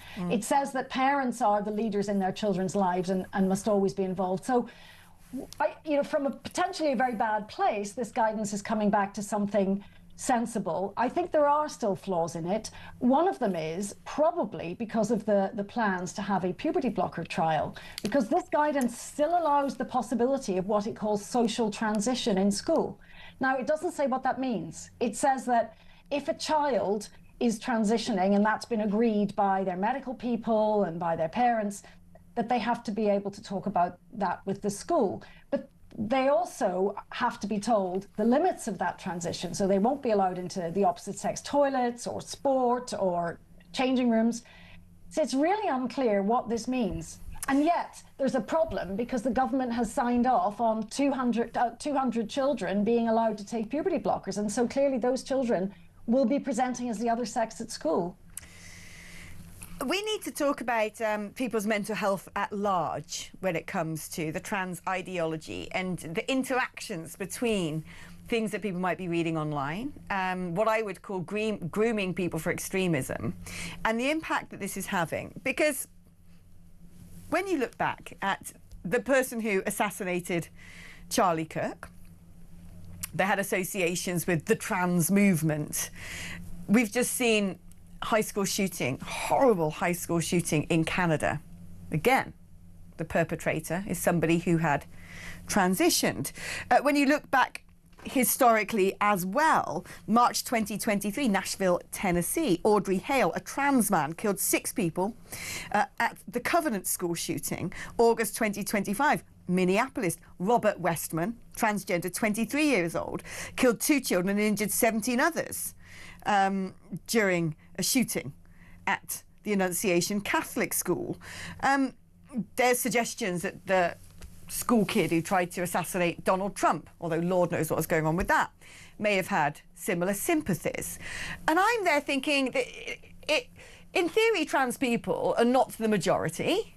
And in theory, school shooters and mass shooters are not the majority. So why is the Venn diagram like this? Why is it becoming like this? Okay, is this because these are troubled people with mental health issues anyway? And if you have a predispensation to mental health issues, you might be sort of more prone to going down that route of thinking you're trans or whatever as part of complex psychological disorders. But is it also that, when you see these sort of trans lives matters marches or whatever, they do sort of use violent rhetoric. They do use threats of violence. Sometimes they use physical violence. Sometimes it's just horrible, dirty, disgusting things like throwing urine places. But they are also, we have this narrative being pushed on us that for some reason trans people are being persecuted, murdered. Yeah, they're not. They're not.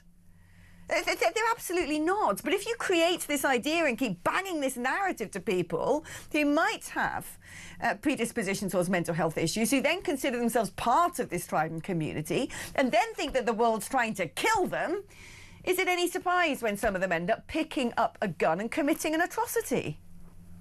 Well, I think we're letting everyone down if we ignore the fact that it's clearly disturbing for someone to think that they're in the wrong body or that they're somehow wrong. We don't know the impact of cross-sex hormones on people's emotional state, on their. We know that they can be harmful physically, but we don't know the full picture.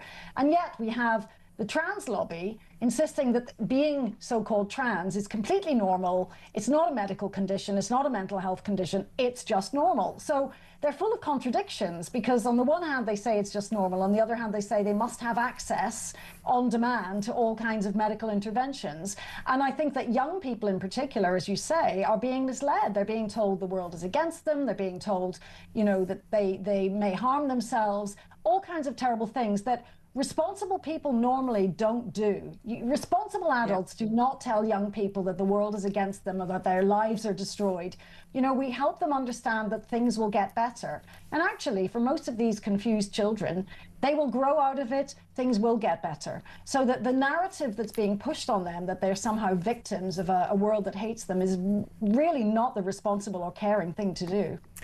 No, it's not. And like I said, we have had conversations in this country about the emergence of the spectre of the far right, which I don't really think exists, but there you go. We have conversations about people being groomed online to become sympathetic to Islamism. We've had conversations about the creation of incels, misogyny, the manosphere. I think it's time we need to talk about the alphabet assassins, because there's plenty of these people attached to this trans movement who seem to be overrepresented when it comes to violent crimes of a particular nature. Fiona McInerney, you are always brilliant. Thank you ever so much for joining me. Let's do a couple of messages, shall we, before we take the next break? Sean, come on. He says, "Hi, Alex. You look very much like my first wife. Although I've never been married." That's very cute, Sean. Thank you. I'm a monster to live with. I wouldn't bother if I were you. Scare them off. That's not true. I'm a very good cook and I'm quite cuddly. "Hi, Alex. Looking lush," says Derek in South Wales. I'm amazed you've not had a knock on the door for some of your rants. Me too. I kind of want it as a sort of badge of honour. But it's time for more people to stand up, tell the truth, just as you do. I thought it was only me that had these opinions.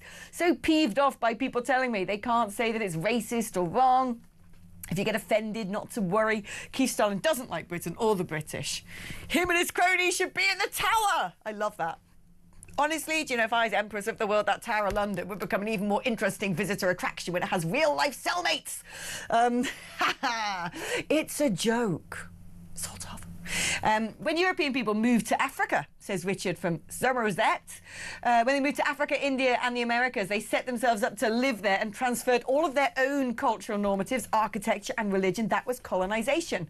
But what's going on here isn't the same. How is that exactly? Exactly, Richard. Exactly. OK, keep your thoughts coming in. 03444 99 1000 on WhatsApp, or to put in your bid to talk to me in person over the phone.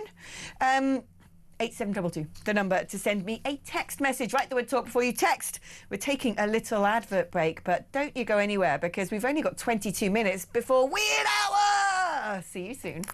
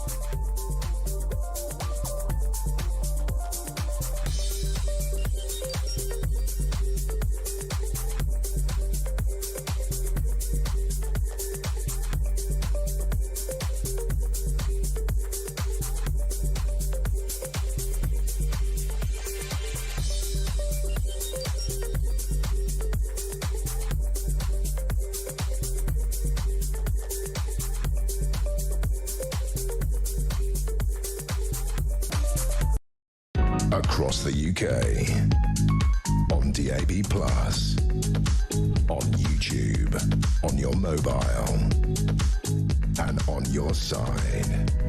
This is Talk. Welcome back. Right. The murder of Rhiannon White in Walsall, the hotel worker. She worked at the Asylum Hotel and was stabbed by one of the residents of that hotel repeatedly by a screwdriver. I think shocked sensible-minded people in this country. We realised quite what a situation we were in. Men who've come from war zones, men who are psychologically unstable at large within our communities. She apparently just hadn't offered this guy a biscuit, or he wanted more food or something, and she said no. And then later on, he pursued her, walking to the train station after work, Deng Chol Majek, and he stabbed her to death. He had entered the UK by small boat less than 3 months before his frenzied assault on Rhiannon White. Now, the thing is, Rhiannon, she's a mum. Those kids, well, her child is going to grow up without a mother. So that's not just one life lost, it's another life effectively ruined. Well, the mother of Rhiannon White has launched a foundation in her name to help her daughter and other children whose mums have been murdered. We're joined now by the brilliant Orla Minahane, the queen of the pink ladies. Orla, how are you doing, my darling? I'm well, thank you. I love that. Queen of the pink ladies in black. I know, you're so in black with a black background, you're almost like a floating head. I know, it's the best way, honestly. I haven't had a great day on the looks front, so I thought I'd go black. Are you kidding me? I think you look great. Your glasses aren't that dissimilar to mine, actually. Here you go. Let's buddy up, shall we? Okay. There perfect. you are. Thank you so much for having me. Yeah, I've got the tortoiseshell all the way round. You're just you're rocking it on the tops there. But there you go. If I put my hair out of a sort of half ponytail, we might look similar. That'd be nice. Matchy. You're a lot younger than me, though, Alex, so... I wouldn't be so sure of that. People often get my age wrong. The other day, I got ID'd trying to buy alcohol, and I was like, that's blimmin' hilarious. I'm in my 40s.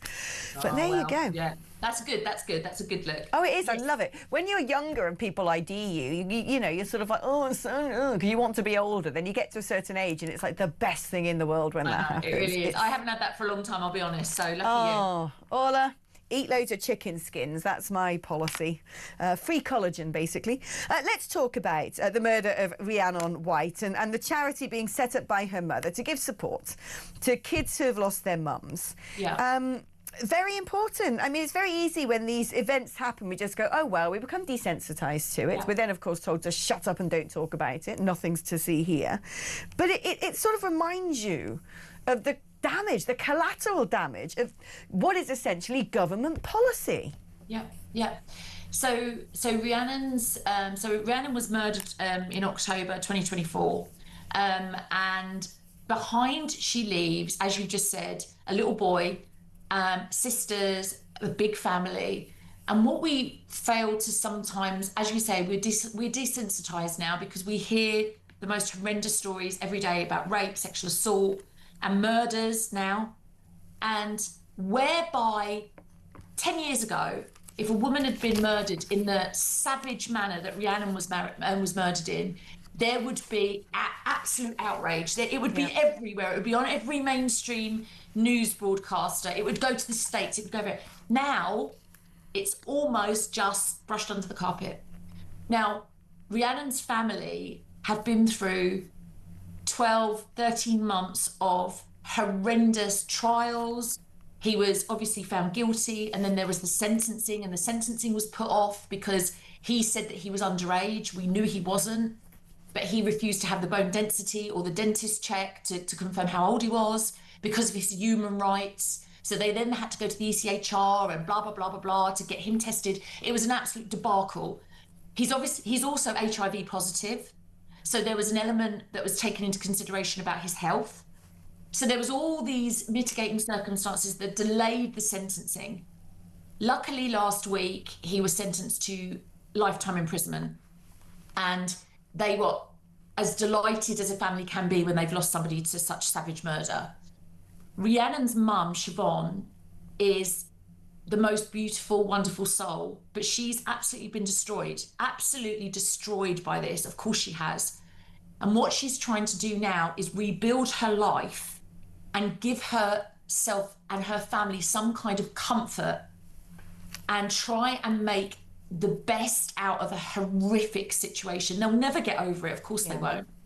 But to do something that could, in her name, in Rhiannon's name, that can in some way help other families who have been through something similar, she feels will help her cope with the loss that she's having to deal with. It's an amazing sense of bravery, but also it's incredible, isn't it, how people sort of manage their grief by being proactive, by wanting it all to make sense, by wanting to turn a tragedy into something that at least can have some sort of positive impact. Yes. And by the way, Orla, someone's just messaged saying Orla's beautiful. Just wanted you to know that. Thank you so much. I'll take that. Yeah, you take that because you are. Do you know what I thought would be a lovely thing to do? I don't know why I'm talking about this to you live on air. I should message you privately. But I've actually thought, for one, I was speaking to my best mate Belinda about this. I'm sure you know Belinda DeLucy. And we were saying, wouldn't it be great to fundraise, create a charity and fundraise for the victims of grooming gangs to be able to go on holidays? These girls who've had their lives taken off them, who might now be grown women. And we're sort of saying, wouldn't it be lovely to be able to have, you know, fundraise and have a pool of money so these poor people whose sort of childhoods were robbed of them can take their kids to Disneyland or go stay in a, you know, villa in Spain with a swimming pool and just have the opportunities they never got. Exactly. And you know what, this is so for there's actually we've got on the screen here Healing Hearts, and a good friend of mine, a lady called Claire Adams, who is based in the north, she has got a charity called Healing Hearts, and she has started fundraising for that very really? That's exactly what she's doing for grooming gang victims. Her sister was unfortunately a victim of grooming gangs. When I spoke to Siobhan about Rhiannon, there isn't a charity that deals with, or a foundation that deals with women who have been murdered and left children behind, because until recently there hasn't been this kind of scenario. We haven't had men that have come from alien cultures with the sole purpose of destroying women's lives. So it's a relatively new phenomenon. So about 180 women are murdered every year, and out of those 180, approximately 90% are mothers. And those mothers, you know, leave behind, once they're murdered, they leave behind children, they leave behind parents. A lot of the time, the children can't be taken into the family unit for whatever reason, because of money, because of social, whatever. So this foundation will, and like you said, these families maybe take the children away into a safe space, to a holiday where they can temporarily forget, or not forget, but put aside the trauma they've been through. So that's the kind of thing we want to raise money for. I think it's so important. Listen, I'm going to help as much as I can. Orla, I don't know if we have each other's numbers. I have a feeling we might, but if we don't, either you message the producers and get mine, or I'll do the same. And let's have a conversation, because anything I can do to support this, to raise a profile of Healing Hearts, or indeed at Rhiannon White, the Rhiannon White Foundation, I will do all that I can, because I am sick to death. Sick to death, Alex. Where's Jess Phillips when you need her? Useless. She is not around. They're not here. Oh, she's just fake news. She's just awful. We've got dreadful. women like us who are in a position where we can do something to make a difference, even if it's small. Now, at some point, and I don't know what your view is on this, I know you've got a history in politics, but I'm not going to go into that with you now. But at some point, women like us need to go and stand as MPs and as members of Parliament to make these changes, because the women that we have got on the front bench at the moment are an absolute disgrace to femalehood. They are, I don't know how they can look themselves. Historically, I used to laugh at the idea there had to be a minister for women and equality. Now I'm like, there blimmin' does. There actually does. Orla, thank you ever so much, my love. Let's speak offline and see what we can do working together on this. I'm pretty sure if I, turned around and pushed this Healing Hearts thing, you'd all be messaging and going, can I contribute? Because I know you guys and I love you guys. You are patriots and you're decent people. And I know how upset you are by these things. Every time I think about it, I don't know what it is. It upsets me so much. It's hard being a woman. It's hard being a man. It's hard being a human being, okay? But as society has moved down some of these dark paths, being a woman is harder than it ever has been. Yes, we got the vote. Yes, we're now in the workplace. Yes, here I am sitting here, not cleaning behind the fridge, but presenting a national radio show. Great. There are some wins. But the sexualisation of society, the breakdown of the concept of the nuclear family and marriage, the trans movement, the hypersexualisation, the pushing of all, needing to have all these aesthetic interventions to look like a Kardashian. I had it easy growing up compared to girls today. I really did. And I look at them, my little ones coming up now, I really worry for them, and I know how hard it was for me as a teenager, and it really wasn't that hard. Perfectly okay, just normal teenager, but it is difficult, and I think about what girls have to go through today, and I don't know. Maybe it's like the maternal instinct in me or the big sister instinct or something, but I just know I've got to do something. Got to do something. Talking about it on air is one thing I can do, but let's see if I can push it a little bit further. Right, OK, now, after all of that, it is time for calls after the break. Are you brave enough? I don't know why I'm really nice. I'm a nice cuddly individual, me. But I'd love to speak to some of you. So do give me a buzz. 03444 99 1000. It's your normal network rate. And it's just so nice talking to you guys on the phone. I don't feel so lonely then. And keep your messages coming in as well. 03444 99 1000 is the number for WhatsApp. 8722 is the number to send me a text. Write the word talk before you text. Now, after calls, in the final segment of this hour, you know what it is at 9 o'clock. That's right. Get the Bowsers at the ready. Put the straitjacket on, or perhaps take it off. Get in your padded cell, because at 9 o'clock, it's time for Weird Hour. I'll see you soon.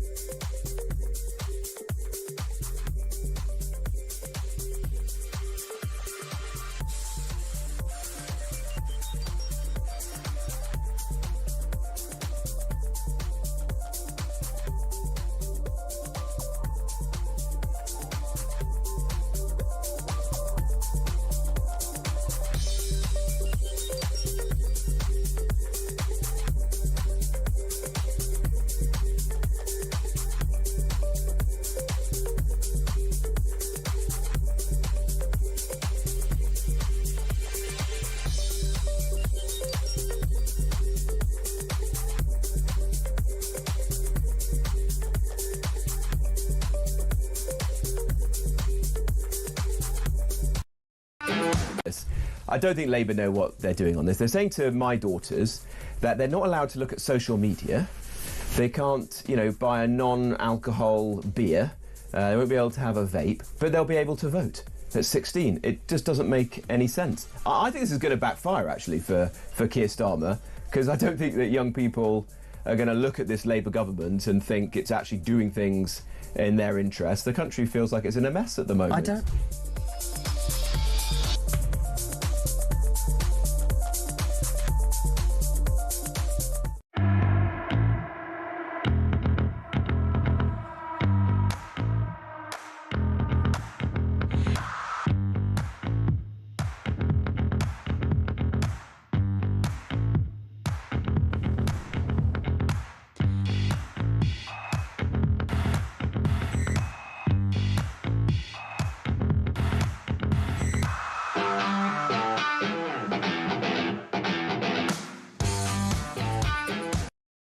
Across the UK, on DAB+, on YouTube, on your mobile, and on your side.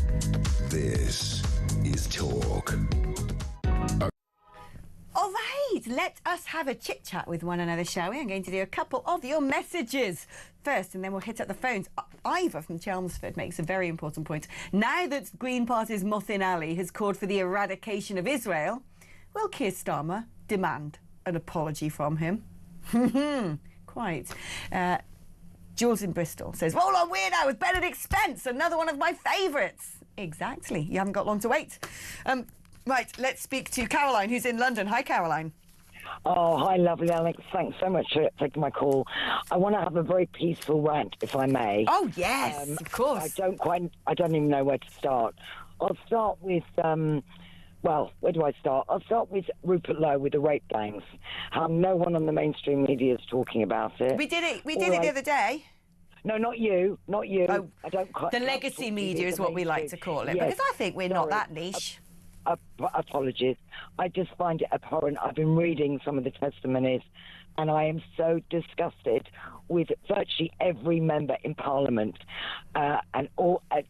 No one speaking anything. The women, nothing. We have got the most despicable, I'm sorry, people in Parliament. I know. The cover-ups, the corruption, the Prince Andrew thing, Mandelson not being arrested.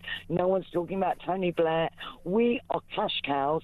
We have 40% of London who are not born in the UK. And so John Ratcliffe, I'm so upset he apologised. And we did not be truthful. And the British taxpayer, we've got nowhere to go, Alex. We've got no police on our side, the judicial on our side, and every single day that goes by, our country's it's gone. It's gone. And I've been crying for weeks because my home is gone. And when do I leave? When do we all leave? No one's fighting. Three-quarters of the British public still watch the BBC, don't listen to talk, have got no idea what's going on. You have a 12-year-old boy trying to kill people in the school. That should be massive news. It should be massive news for crying out loud. Absolutely. Allah Akbar, and then he gets arrested in a mosque. The problem is this, Caroline. Not terrorism. The problem is this, so many people are cowards.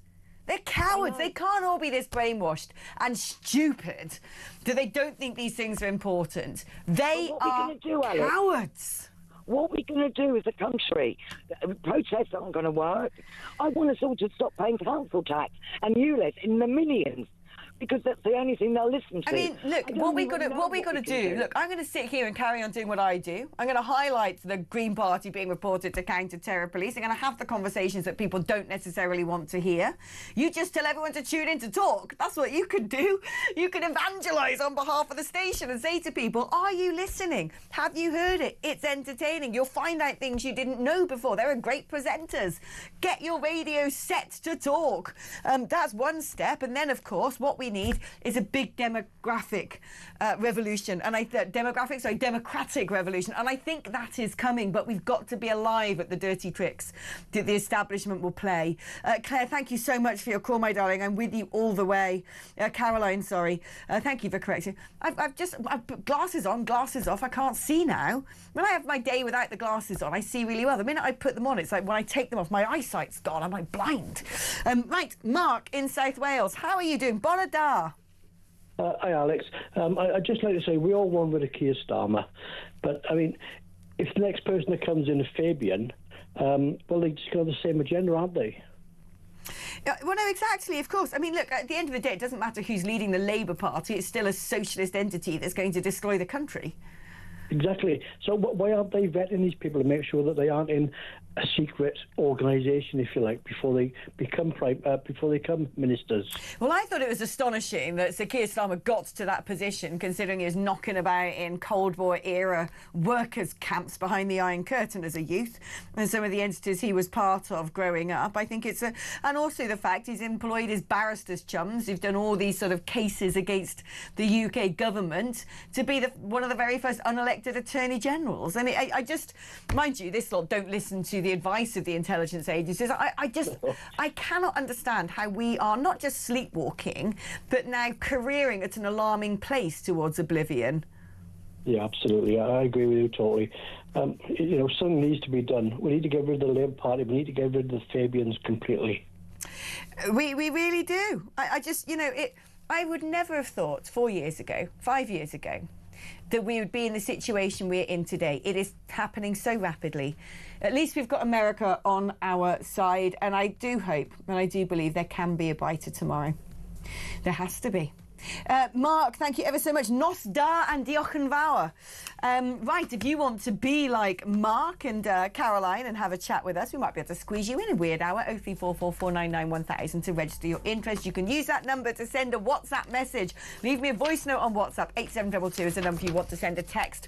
Right, talk before your message. Coming up after the break, it is time for Weird Hour with Benedict Spence. Pour yourself a big, dirty version of whatever drink you want, and I will see you just after this.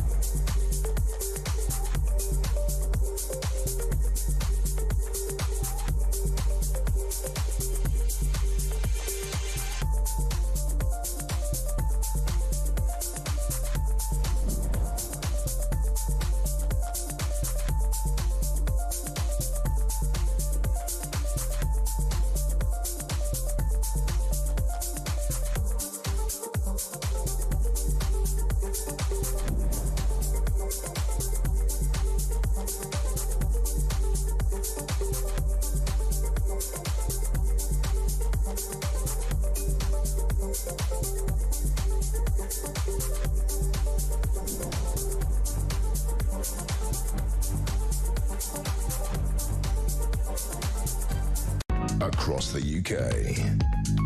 On DAB+, on YouTube, on your mobile, and on your side. This is Talk.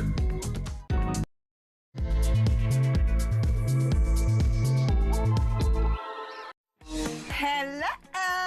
Oh, you've been waiting for this, haven't you? Well, all of your dreams are going to come true because it is time. All right, it is 9 o'clock.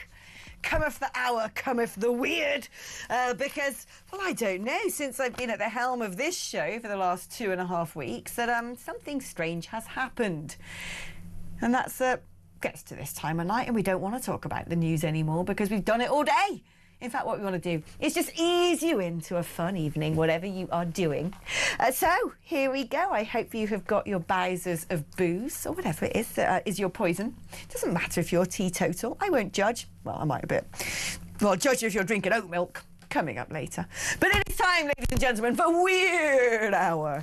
And we are joined by the one and only, the brilliant. He's a favourite of this channel. Let's see how absurd he can get. It's Mr. Benedict Spence. Hi, Ben. Hello.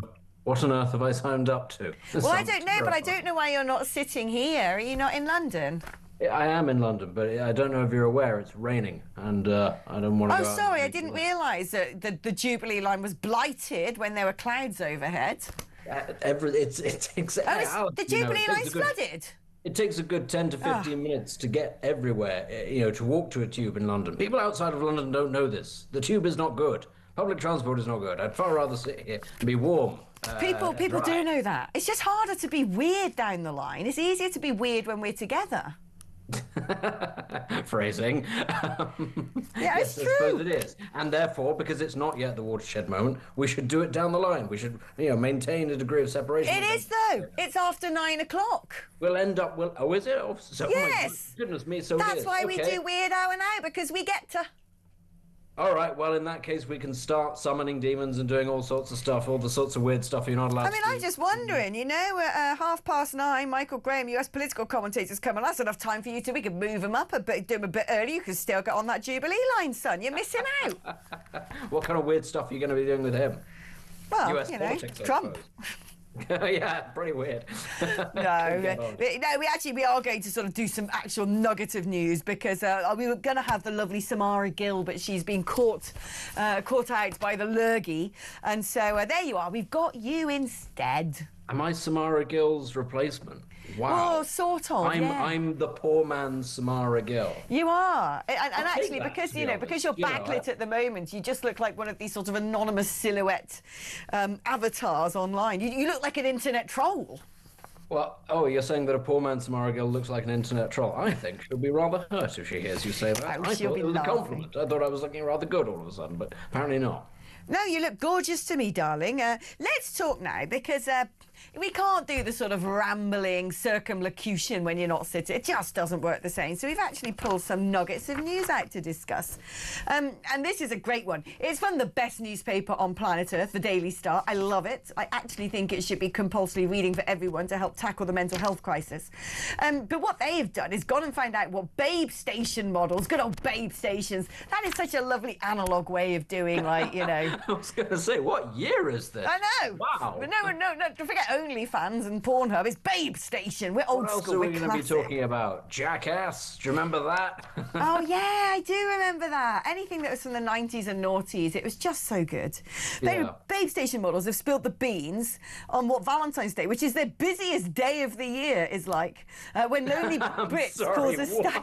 I know. It's the busiest day of the year for the people at Babe Station. There's a 38% surge in viewer numbers. Oh, that is depressing. Oh, my word. Okay, tell me about this. This is going to be good. So, Babe Station disclosed viewership soars by 38% between 7 p.m. and 11 p.m. on this day. Sessions tend to last 18% longer than usual because, people are trying to find a connection. 27% increase in the likelihood of them favouriting a model online. Flowers, heart-themed presents go to these girls. The request I get most is... What do you think the request is most that people get? on Valentine's Day? Oh, good Lord. I don't think I want to know what the request is most requested on Valentine's Day. I'm sorry. I'm still slightly in awe of this. It's up 38% traffic between 7 and 11 on Valentine's Day. Okay. Biggest request. Go on, you tell me. Is it somebody to say I love you? Yeah, basically, it's for the virtual girlfriend experience, which is so sad. Oh my God, that's appalling. I'm sorry, I am laughing at anybody who does that. I'm not just laughing, at the general situation. If you're listening and you're one of those people, I am laughing at you.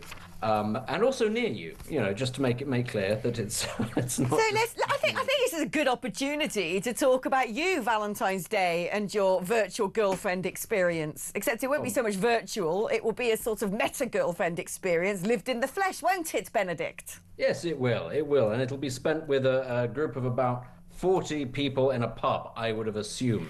No, because, by the way, I think you better tell the audience what you're doing for Valentine's Day, shouldn't you? Oh, well, I'm in a pub.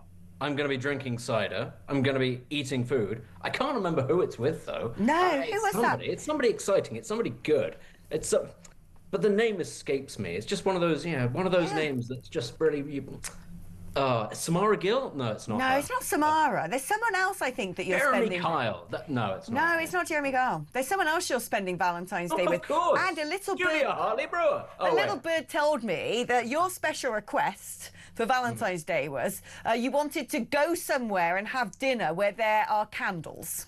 Oh, really? Oh, this is escalating, isn't it? I just said cider. That's all I wanted. Well, ladies and gentlemen, if you haven't figured out yet, Benedict and I are having Valentine's Day together.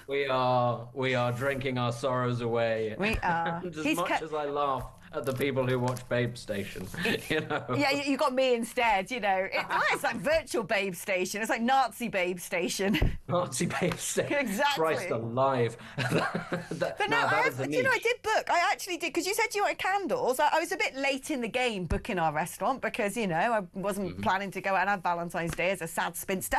But there we go. We're going to do it. And I have found candles. Oh, I've booked one of my favourite restaurants. It's really dark, suitably dark. There are sort of like sheepskin rugs everywhere and crackling fires. There's candles. The only thing is it's at 4:45 in the afternoon because otherwise it was fully booked. But we're doing it, Ben. I was going to say, this isn't because it's like an atmospheric thing. It's because it's out west. That's actually like the amount of development they've got. It's not a sort of a cozy romantic setting. The candles are there because there's no electricity.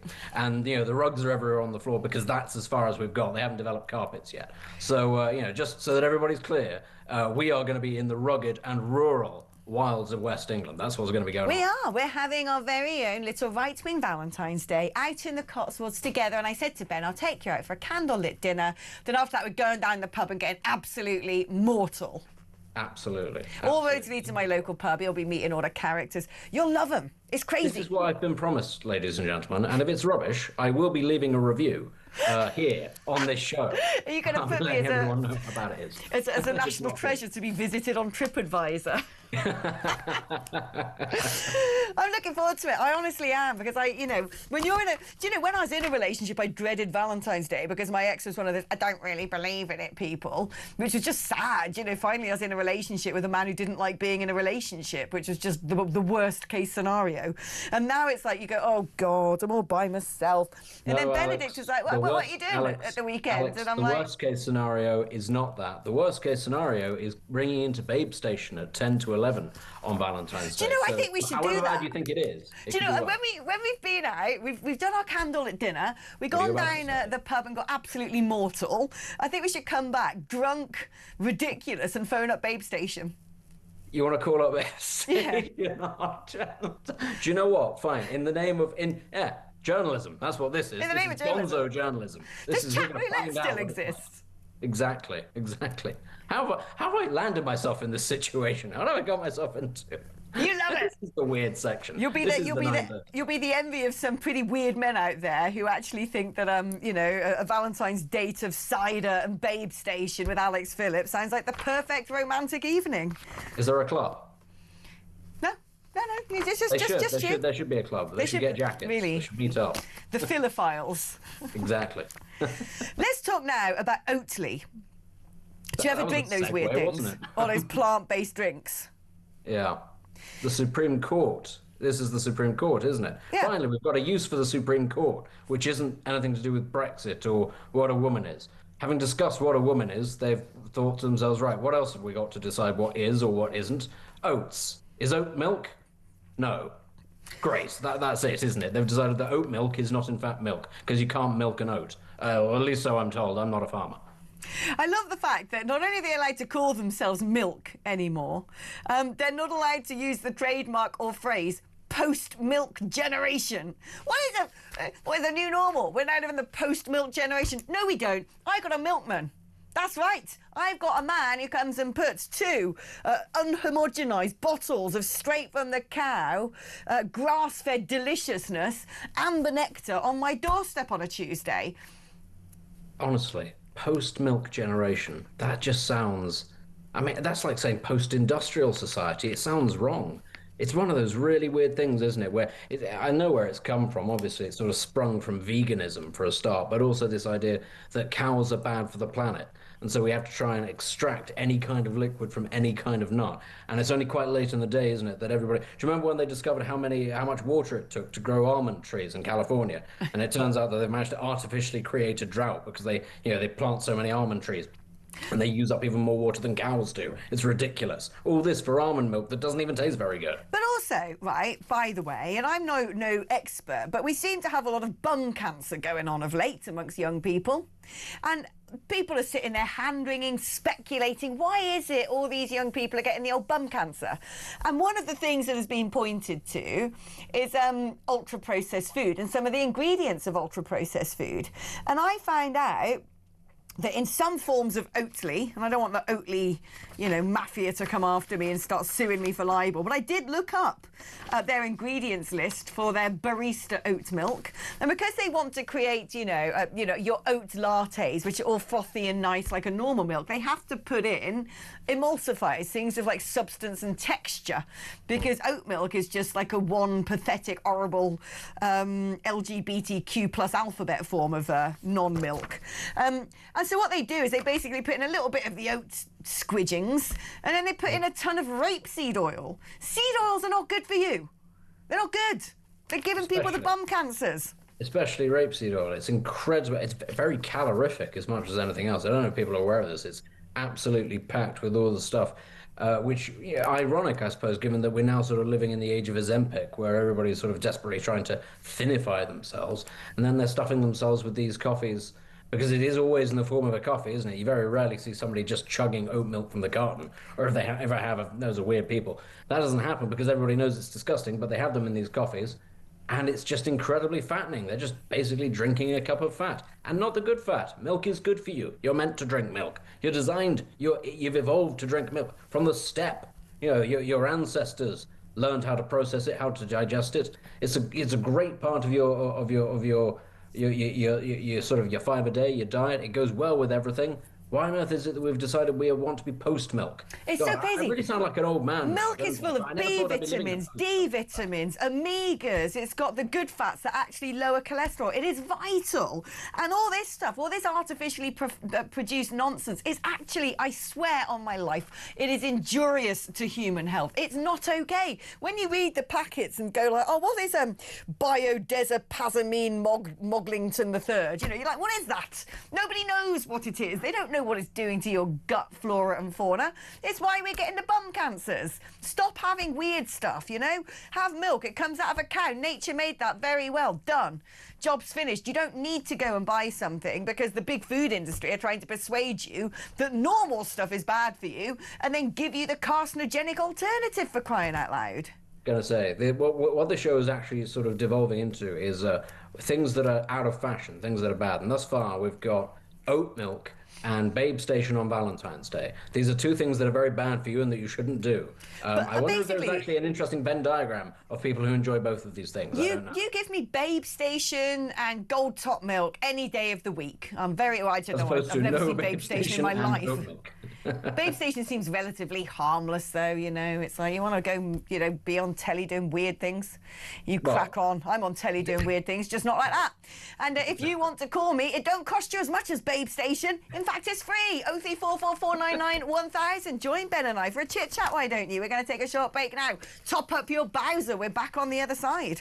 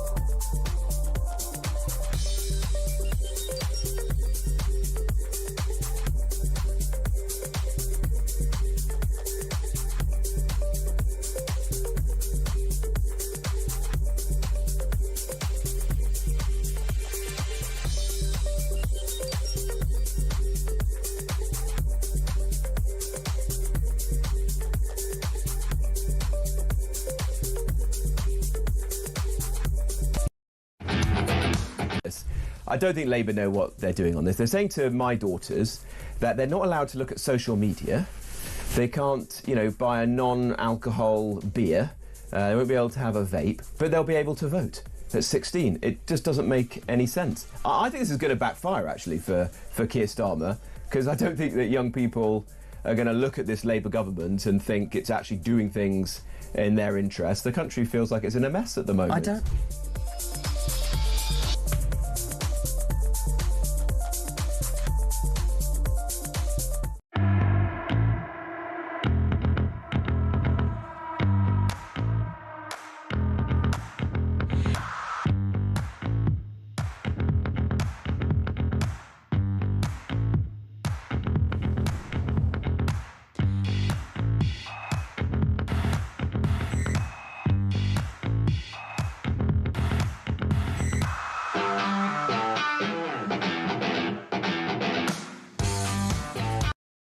Across the UK, on DAB+, on YouTube, on your mobile, and on your side.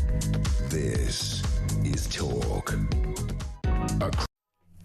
All right then, let's move on, Benedict, to some other interesting stories that we pulled out of the papers. This one is in the Daily Mirror. Is it still called the Daily Mirror? It's just the Mirror now, isn't it? It's hardly a mirror, is it? It's not the mirror on society. It's some sort of weird left-wing funfair carnival distorted mirror of doom. Anyway, no offence, Mirror Group. Just don't really care for you.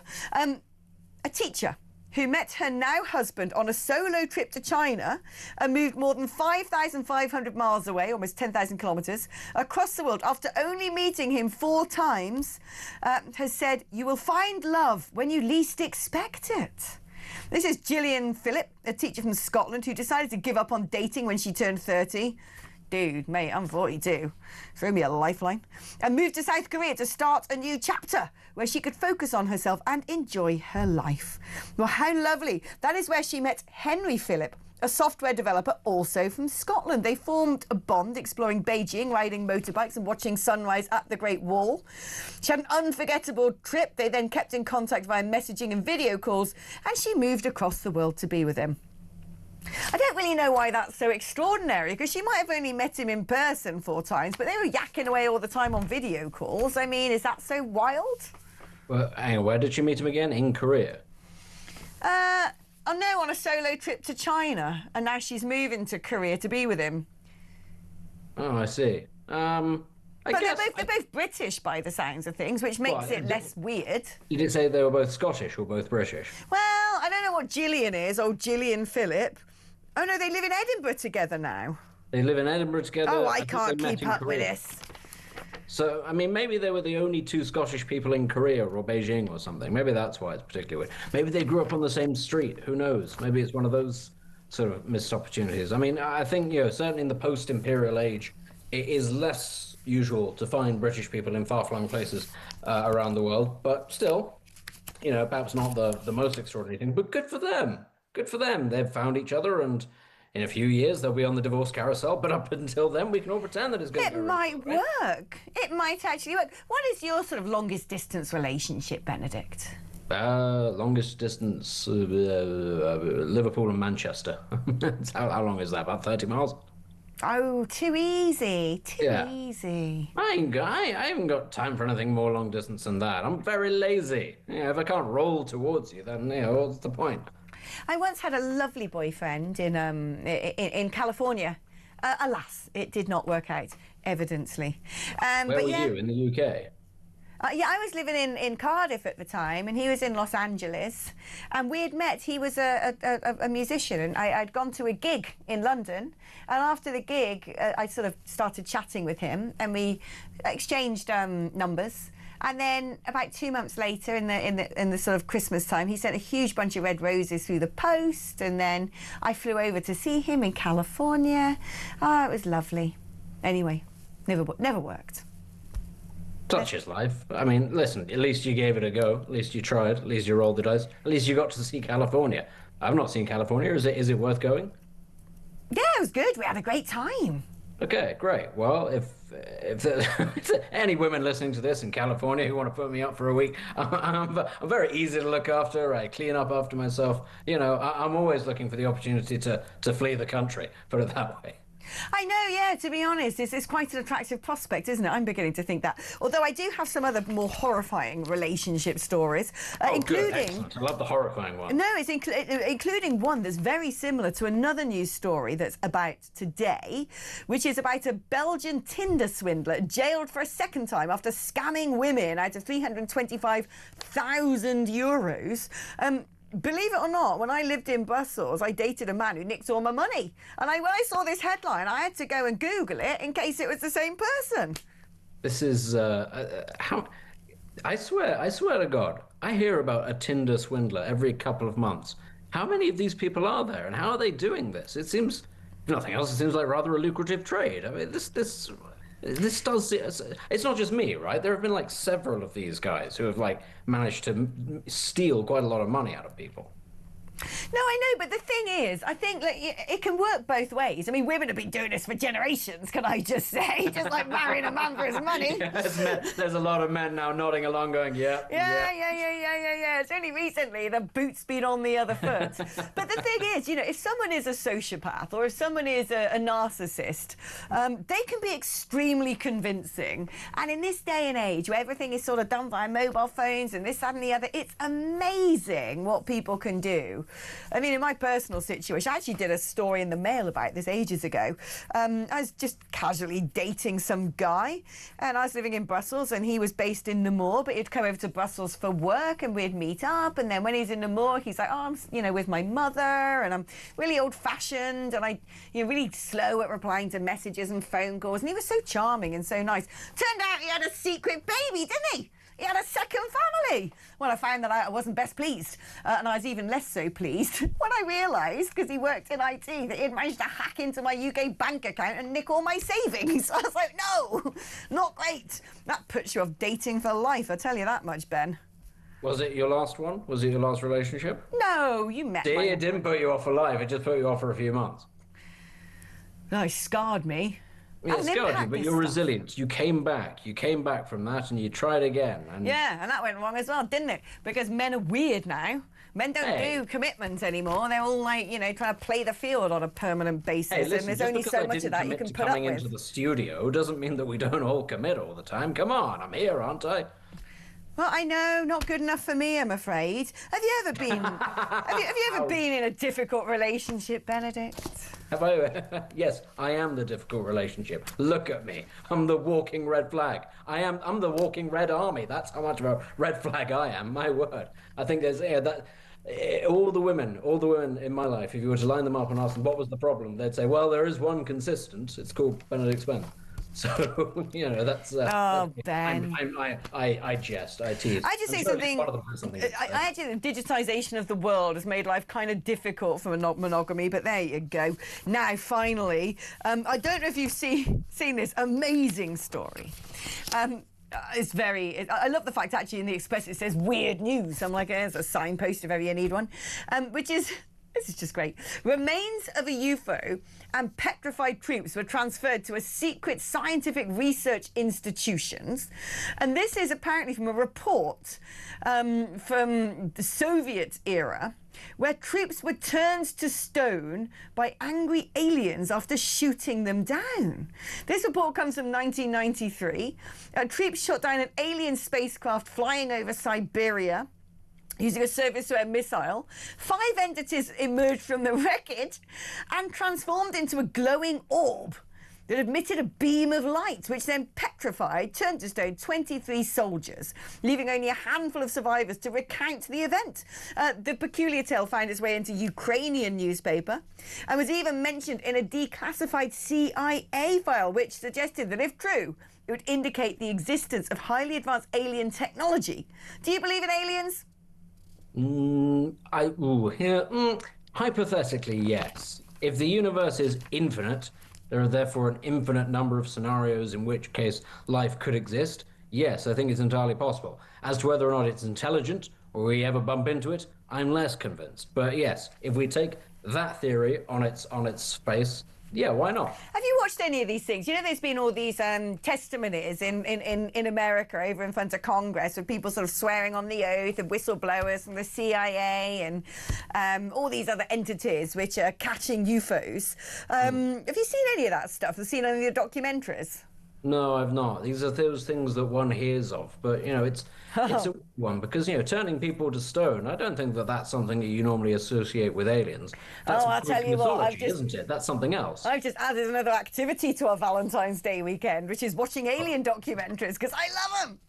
Absolutely, go on then. But seriously, I'm telling you this. Babe station on one screen, UFOs on another, and me sat there going, wasn't it Medusa that turned people to stone? Where did the aliens come from? There's a lot going on in there. And then just some poor straggler that we brought along from the pub sat there in the corner going, well, this is weird. I don't know what I signed up. Oh, no. Don't you worry about my local pub. They'll come along and they'll find it far too mundane and not weird enough. If we're watching Babe Station and alien documentaries simultaneously, they'll be like, what? They're used to this, are they? Oh, they're very weird down my local. Like, the weirdest people I've ever met. I love them. It's why I'm so happy there.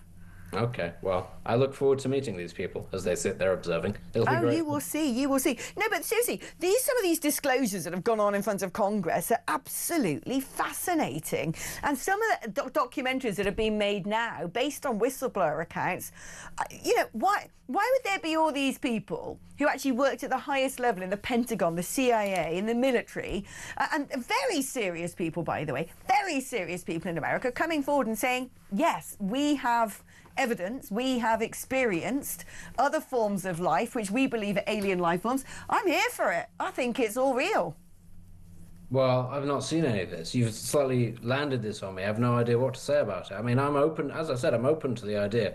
But I'm also equally open to the idea that many of these people may in fact be meth heads. You know, there are many different possibilities, actually, that could explain this. This is what we're going to do, though. And we're going to do this on the weekend.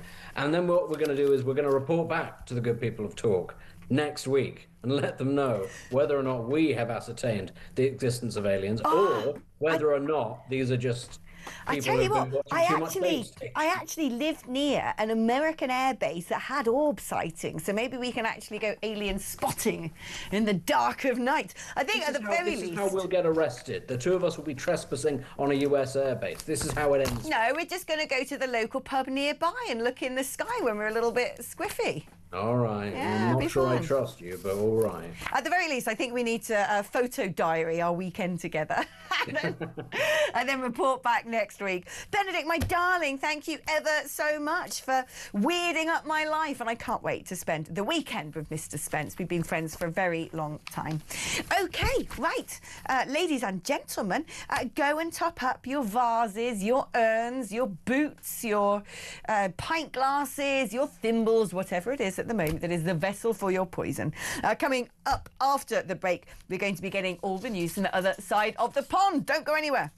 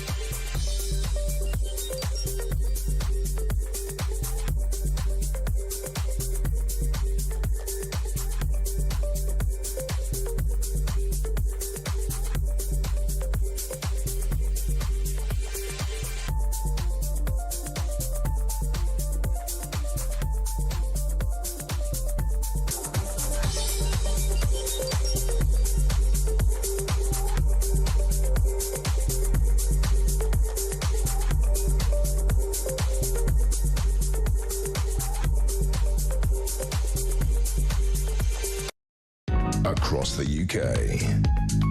On DAB+, on YouTube, on your mobile, and on your side. This is Talk. All right. We got some breaking news about Jeffrey Epstein as all of those documents have been leaked out into the public, or drip-fed. We're learning new things all the time. And now it transpires that Epstein asked staff to install hidden video cameras at his Florida home. That's according to one of the email exchanges that's now been publicised. The aide told Epstein that he planned to hide the video cameras in tissue boxes at the house. The emails are among the millions of documents that have been released by the US Department of Justice. In an email on the 5th of February 2014, Epstein instructed his associates, let's get 3 motion-detected hidden cameras that record. Thanks. He's definitely an asset, isn't he? He's definitely working for someone trying to get compromise. Of that, I am certain. Right, keeping our focus on the United States of America, let's bring into the fold the brilliant Mike Graham, US political commentator. Not that Mike Graham, this one. Michael Graham, I should say. How are you doing? Well, all I gotta say, I just wish I could have seen the face of former President Bill Clinton when he heard that there may have been video cameras at Epstein's house. All I can imagine is him looking at his wife and going, I swear I have a twin brother I never told you about. I mean, I just can't imagine what his reaction would have been. What's America saying about this? Because, you know, all the focus over here has been all about Prince Andrew, Andrew Mountbatten Windsor, obviously. And then, of course, Peter Mandelson. I don't know how big that's been going in America. Almost brought down the government over here. Yeah, no kidding. Yeah. So, I mean, obviously, here you have the people who hate Donald Trump are desperate to find a way to put Donald Trump in the story and whatever. There was this new, story that came out this week that one of the documents apparently showed that back in like 2005 or 6, I apologize for not knowing the year, Trump basically told the cops, I hate this guy, get him away from me, he's a sleazeball. So that's not helping them. Republicans, just dance a jig every time that Bill Clinton's name is mentioned, or Bill Gates, who's in addition to his computer stuff, is a big donor to the Democrats, or was in the past, and other prominent Democrats. But everyone is still just using it for pure combat. Yesterday there was a hearing between where the Attorney General of the U.S. was before Congress, the Judiciary Committee, talking about how the documents are handled. And it would just turn into a shouting match and screaming, yelling. I just want to add one thing, though, to this. These documents you're seeing are not evidence in a case or, gathered by detectives who had. It is a pure document dump. It is everybody who said anything at any time. And that's why all those porn images are in there. They were captured in this thing. And there's a reason why in the U.S. system, the police don't release this information, why we do our grand juries in private. Because you want people to say what they think, even though it's not up to the standard of evidence. And what you've got is 6 million documents that are not up to the standard of evidence. You just got to feel sorry for the victims whose names have been leaked. Yeah. You got to feel sorry for just people who are just like, I'm here to deliver a pizza, Mr. Epstein. How you doing? And all of a sudden they're like, the guy with pizza, I mean, it's just, this is not how we do it. I have a better idea. Don't release stupid documents, but actually investigate and do an investigation with evidence and put bad people in jail. But we're beyond that. People just want you to fill their social media feed with lots of lurid stories and suggestions and rumors, and that's what we got. But what's amazing about all of this is the more I look at this, it's all the left wing. Ain't no righties in there. It's the Clintons, it's Mandelson, it's the Labour Party, the Democrat Party. It's all, no doubt about it. It's more Democratic. There are a few, and this is what I think has gotten Republicans frustrated. It's like it's 90-10 on the left, and yet the media is 90-10 on the right. So to get out to get the right, so I amplified all that. But I mean, there's a congressional race in New Hampshire that's being impacted by this because there's a guy whose name appeared in it, and one of the employees is now running for Congress and on. So it's all over the country. People are grabbing little threads out of this. And no one's asking, okay, what does this mean? Who did you do something, or were you just like at a conference where Epstein and 500 people were also at the conference? It's Yeah, I mean, this is a socialite called Lady What's-Her-Face Hervey, I forget which one it is. It basically is sort of very remote element of the royal family who once dated Andrew Mountbatten Windsor. And she went on a radio show and it caused a huge hoo-ha because she said, well, you know, you weren't part of the it crowd if you weren't invited down Epstein's island. And everyone's like, oh my God. And it's like, but that's true. That's true. Exactly. And isn't it the fact that Elon Musk asked to go to Epstein Island? Sure. It's like, I want to go for a party. And they're like, nah, we don't want Elon. He's a buzzkill. And all that, but the guy had access to hundreds of millions of dollars. So anyone, you know how politicians are, they smell $2. They're ready to jump in, and so they wanted to go. The one thing, though, I will say on the flip side, you should have known something. Apparently, these documents showed that his private residence was decorated like a bad, you know, late 19th century Italian bordello. I mean, like there were phalluses and female art thing, like everything in the apartment. Like you try to turn the door. Oh, I don't want to touch that doorknob. You know, they were all so. The guy was a creep. Stay away from the creeps. I tell you what is really surprising, because it seems to me, I think it's becoming like very clear that he must have been working for some foreign handlers. He was getting some compromise. He was up to all sorts of weird stuff. But the person you would expect to see pop up on his island would be Berlusconi, right? The old Prime Minister of Italy who loved a bunga party. Why is he not in there? So I don't agree with you that we've said the evidence of this is a foreign compromise. There's another argument, which is this guy apparently came from modest background. Why would not his own compromise? You know, there's that banker who loaned him like $484 million. I apologize for the numbers off the top of my head. You know, I mean, why run your own scam? And there's nothing new about getting information on people and hustling them for cash afterwards. And then once the snowball starts rolling, you know, you could do very, very well.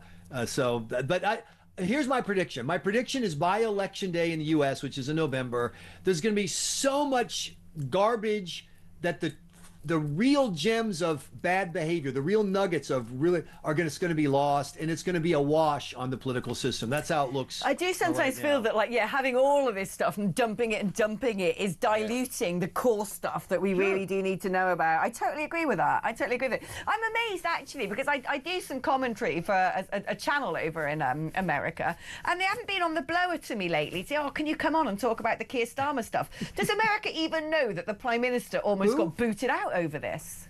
Keir who? What? I'm sorry, what's that? Who's the guy? Yeah, Dude, look at America. Like, Americans are clueless. Most Americans don't even know that the capital of Canada is Maine.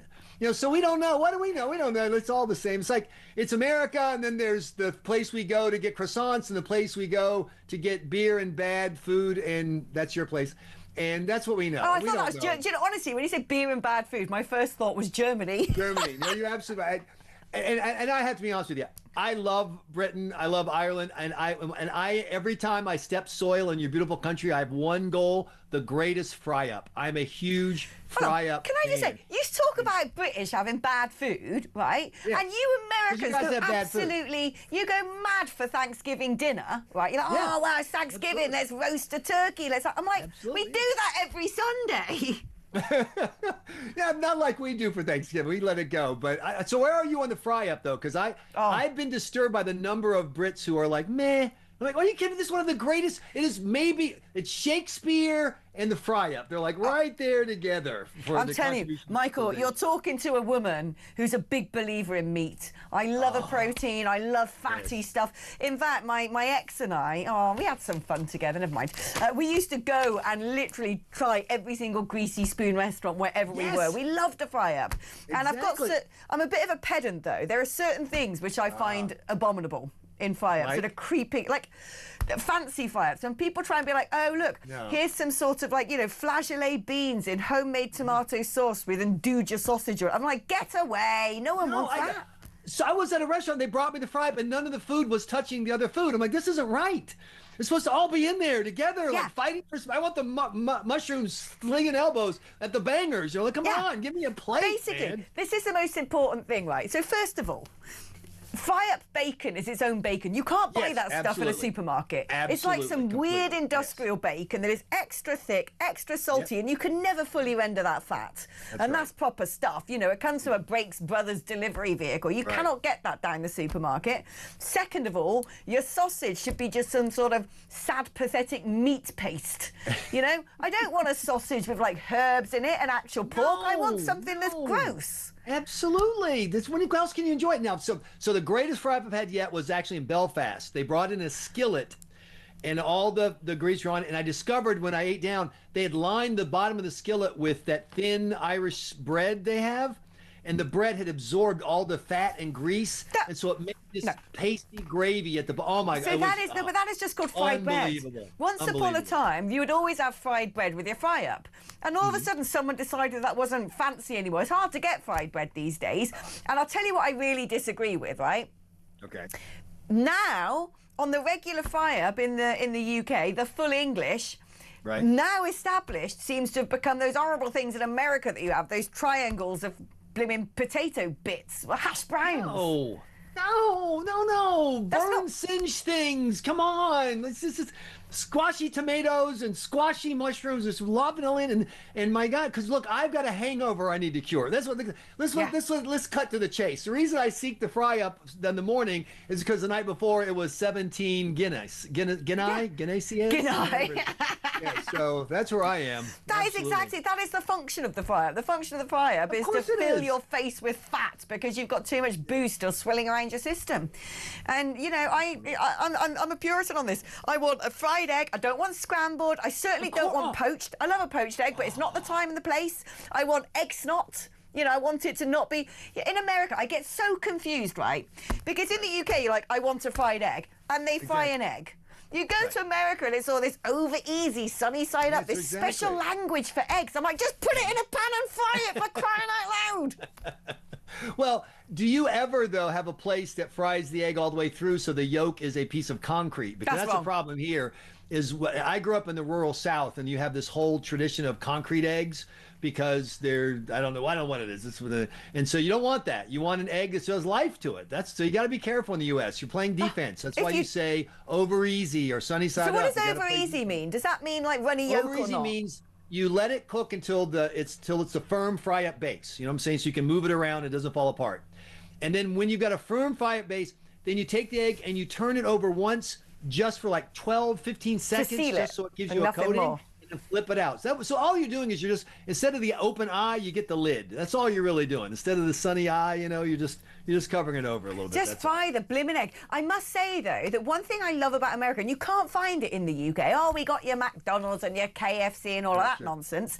But one thing you cannot find, not even in London, as far as I've tried and looked, is you can't get grits. And I love grits. And particularly if they're done. So the problem is, and I grew up in the rural South where grits were they were part of our regular diet. People make them into soupy, syrupy, thin stuff. There's this cream of wheaty stuff. I don't know what that is. So they make it like that. No, grits should be so thick that when you stick your fork in them, it just stays right there. And that's the and then they're largely a savoury thing because, you know, I had grits in America. I had like some cheesy grits with shrimp and things like that. And I was like, this is best. It's great. It's absolutely great. Shrimp and grits, South Carolina, where I grew up, it's a local dish, and it's spicy sausage and shrimp and onions, peppers, and celery, and you make a little gravy. Then you have that big lump of grits with salt and pepper only. That's all. And then you ladle that over it, and the grits it just extends it out. It's magnificent. And the next time I'm in London, on my way to Belfast to get that Ulster fry, I will make you shrimp and grits. How about that? Oh my gosh, can we? Can we just do a food? Can we just come up with a food show? That'd be great. Because you got that thing about diners. Absolutely. Yeah. Yes. I'll take you on a tour of greasy spoons around the UK where you turn it into a TV program. It'd be great. I never met a grease I didn't like. Send me on. I will take it all. And I got some greasy spoon recipes up my sleeve I will share with you.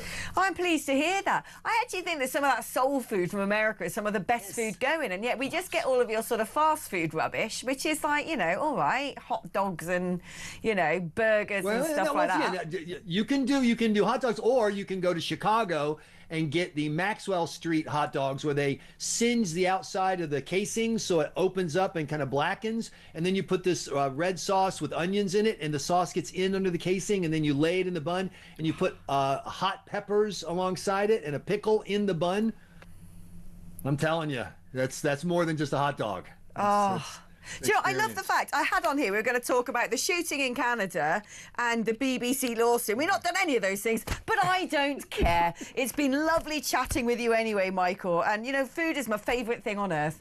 I live to eat me. I don't eat to live. I live to eat. Michael Graham, thank you ever so much. And I'm really up for the idea of doing a sort of tour of Greasy Spoons with him. That's clearly going to be so much fun, isn't it? We've got to take a break now because I've got to be paid for what I do, which means you've got to look at these products and decide whether you want to buy them or not.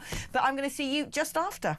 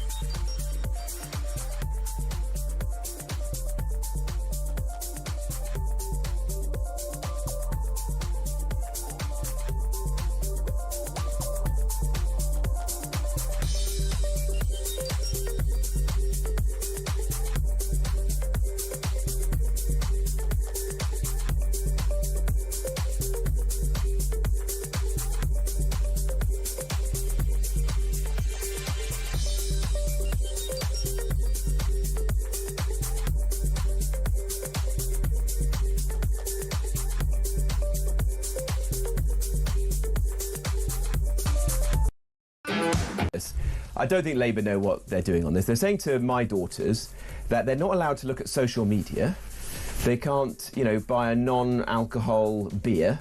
They won't be able to have a vape, but they'll be able to vote at 16. It just doesn't make any sense. I think this is going to backfire, actually, for Keir Starmer, because I don't think that young people are going to look at this Labour government and think it's actually doing things in their interest. The country feels like it's in a mess at the moment. I don't...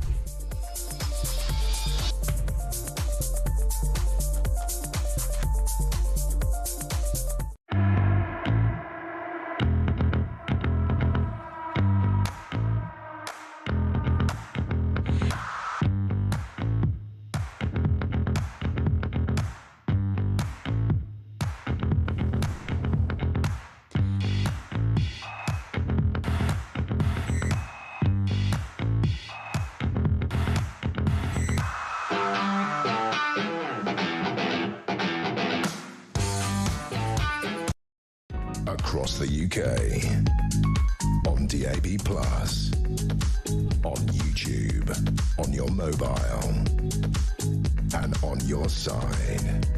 This is Talk. That thing where I don't often listen to the traffic report, you know, when I come off air and have my little break because I'm normally doing other things. And I was like, no, that's my road. People, what did they say? Don't tell me the road is shut. I want to get home tonight. It's closed tonight and tomorrow. Is that what the traffic report said? Oh, for crying out loud. Right, just going to have to, like, put a tent up in the foyer, I guess. And if I'm wearing the same clothes tomorrow, it's because the road is closed. Oh, the commute. It's lush living out in the sticks, but it ain't so lush when trees fall over and, I don't know, potholes have to be filled. It's just, oh, come on now. Right, let us do some messages to wrap up the evening. Sunny in Reading says, you said don't let them control your mind or your mouth. Will you and talkTV support me in the courts physically and financially when I get a knock on the door? Why are you going to get a knock on the door? I'm going to get the knock on the door. Well, you support me more like. I'm the one who's going to have to, like, fundraise for some sort of emancipation. But you could go to the Free Speech Union. They will definitely help you. As for us, what, are you going to get a knock on the door just because you're listening to Weird Hour? If you do, don't worry, you'll have a load of cellmates. And we can all have fun together. We can just be weird in prison. Hi, Alex. Thank you for talking about the Rhiannon case. I'm very thank you to you too. We love Belinda DeLucy. Why is she no longer on our screens of late? Well, she's my bezzer. She's a mother to 4 kids. She's a bit busy. I do love her, though. We'll get her in. We'll see if we can get her in next week, shall we? Marry me, Alex Phillips. Oh, thanks, Steve. When you go into one of your Breaks My Heart's diatribes, I want to reach into the TV and give you the biggest hug ever. Thanks, that means a lot. Damn, Benedict got there before me. I'm sad. I now need a date for Valentine's. But no, Benedict and I are having sad single person Valentine's. That's not what you think it's going to be. Or maybe it is what you think it's going to be, just getting absolutely off our faces on cider and dancing until about 2 o'clock in the morning. All right. Now, Brian's message, can I just say, is my favourite message that I've received all evening. I always sound drunk. I'm not. It's the drugs I'm on. Thanks for sharing, Brian. Good luck with those. Do you have any spares? We all might need them, especially as I've now got to, find some other way to drive home. Hurrah. Hi, Alex. I, too, have just started to have an old-fashioned milkman who delivers me 2 bottles to my doorstep. So I am not post-milk generation. I love seeing the bottles in my fridge. For those who plastic bottles bother, it's great recycling, and it gives me a nostalgic, fuzzy, warm feeling while supporting someone running a small business. What is there not to like? Don't forget milk floats. Like the very first electric vehicles, they existed a long time before Tesla. Huh? Right? Those little electronic things. Alex, all this milk oil trash. Me and my hubby have gone back to lard or beef dripping for our chips or roast potatoes. Made the decision after hearing Kennedy Jr. speak about rapeseed oil and how harmful it can be. True, Claire and Buckley, correct. Lard and dripping are absolutely brilliant. Full of very good cholesterol that lowers the bad cholesterol. Now, I'm only reading this, Andy from Norwich, because you challenged me, and so I'm going to do it. Andy from Norwich wrote, cow's milk was designed by nature to turn a £60 calf into a £600 cow. What other animal drinks the milk from another animal? What animal drinks milk after weaning? Cows need to be pregnant to produce milk. Their babies are taken away from the mother's cry for days. It's full of pus and antibiotics. Don't consume it. Well, I do. I'm sorry. I love a bit of milk. If you read this, Alex, says Andy in Norwich, I'll donate £20 to a charity of your choice, as long as it's ex-dairy cows that have been saved from the horrendous dairy industry. Well, that isn't the charity of my choice, but I did read it. There you go. And I want to read this from Jackie in Fife in Scotland. Just want to say I watch your lively segment most weeknights. Thank you. And I love your company, especially since you introduced Weird Hour. Makes me giggle a lot. Needing that just now. I'll be spending Valentine's alone this year due to a cheetah rat. Damn the cheetah rat. But I'm okay now, enjoying a stress-free life with my wee mogs back at home in my one-bed flat. All you need is love, mum, good pals and a cat. And maybe also a 3-fingered Shiraz or 2. Well, just because I can. Jackie in Fife in Scotland. From one heartbroken woman to another, I feel your pain. Men can be scumbags at times, can't they? But we got each other. Right, let's speak now to Luann, who's in Groningen in the Netherlands. In the Netherlands. Hi, Luann. Hi, I'm from Aberdeen, but I live in the Netherlands. So I've got cross-party stuff for you here. Oh, go for it. Excellent show, by the way. Thank you. And I'm telling you something, we're swimming through thick stuff here as well. Don't worry. Oh, I bet you are. Oh, bliminy you. Okay, the uprising left. Sorry about any left listening people, probably not listening to you. Yeah, don't you worry about them. I doubt they tune in. I really don't. And I'll tell you something. The poop is about to hit the turny thing here. And I'm telling you, I teach politics. Do you know what I mean? God help me. But the thing is, mark my words, Alex, great show, great person. I'm brunette, so I'm quite hard going, you know, the tough one. This has been thick swimming, do you not think? But here's where I'm going. You're doing a great job, and I'll tell you, we've just got to hold strength here, and these little minions will piddle off into where they need to go to. Do you think we're at a point? Because, you know, there's populism sweeping across the EU. They did all they could to try and prevent Geert Wilders in the Netherlands. I'm sad to see what happened there, really, because he got the biggest sort of vote share, decided he didn't want to take power or couldn't, I can't quite remember, then ended up quitting his party from certain cabinet roles because he wasn't really getting his... What's the current situation? The current situation here is we've got Dick, what's in a word? Dick Schoof, or Schoof, as you would call him if you spell it. It's catastrophic here on our side, by the way, the good people. So it's all to play for here. And the Dutch people I've had enough, including me, because I pay my taxes here, obviously. I'm telling you, it's all to go for. And I was dying to talk to you because I know you worked in Europe, so you know it as well as I do. It's rubbish, as we know. And I'm telling you, times are changing. It feels like terrible at the moment for everyone. I know, because I'm feeling it too. But let me tell you, the right is not far right, because we're not far right, which we're always told we are. Yeah. We're people that want a decent life. That's it. Well, it's just a grassroots revolution. It's people who said, where's my country gone? Why can't I celebrate my own culture? Why am I tolerating all these upticks in crime and sexual harassment? Why am I working hard to give money to pay to people to have children who weren't born and brought up here? I mean, that is what's going on. It's been going on across all of Europe. And I'm just, you know, you were one of the first countries to have the revolution. I know. And I'm telling you, I'm doing it step by step here, and I'm telling you, the Dutch people, take it from me, and I speak to lefties here. Sorry about that. If anyone from the left is, you know, listening, well, you might learn something. The fact of the matter is, it's family, it's your house or your home, it's your shopping. You know, the simple things in life. I'm not asking to be a multimillionaire. I'm not asking for everyone to like me. But it's really got completely out of hand. I know. And everything you say, I totally agree with. Oh, Luann, thank you so much for giving me a call. And all the way from the Netherlands as well. Love the Netherlands. The Dutch are some of the most direct people I've ever come across. They have no filter. Anyway, Luann, thank you so much for your call. Look who's dabbing himself down. Yeah, well, it's hot in here, man. You make the room very hot. You're very orange looking today. What's going on? Because I have to do my own makeup. You know, we don't. They go home, don't they, after you? So this is. You go to like people like Mar-a-Lago it because it's like a raffle. They have bets on it. Put your hand next to you. Put your hand next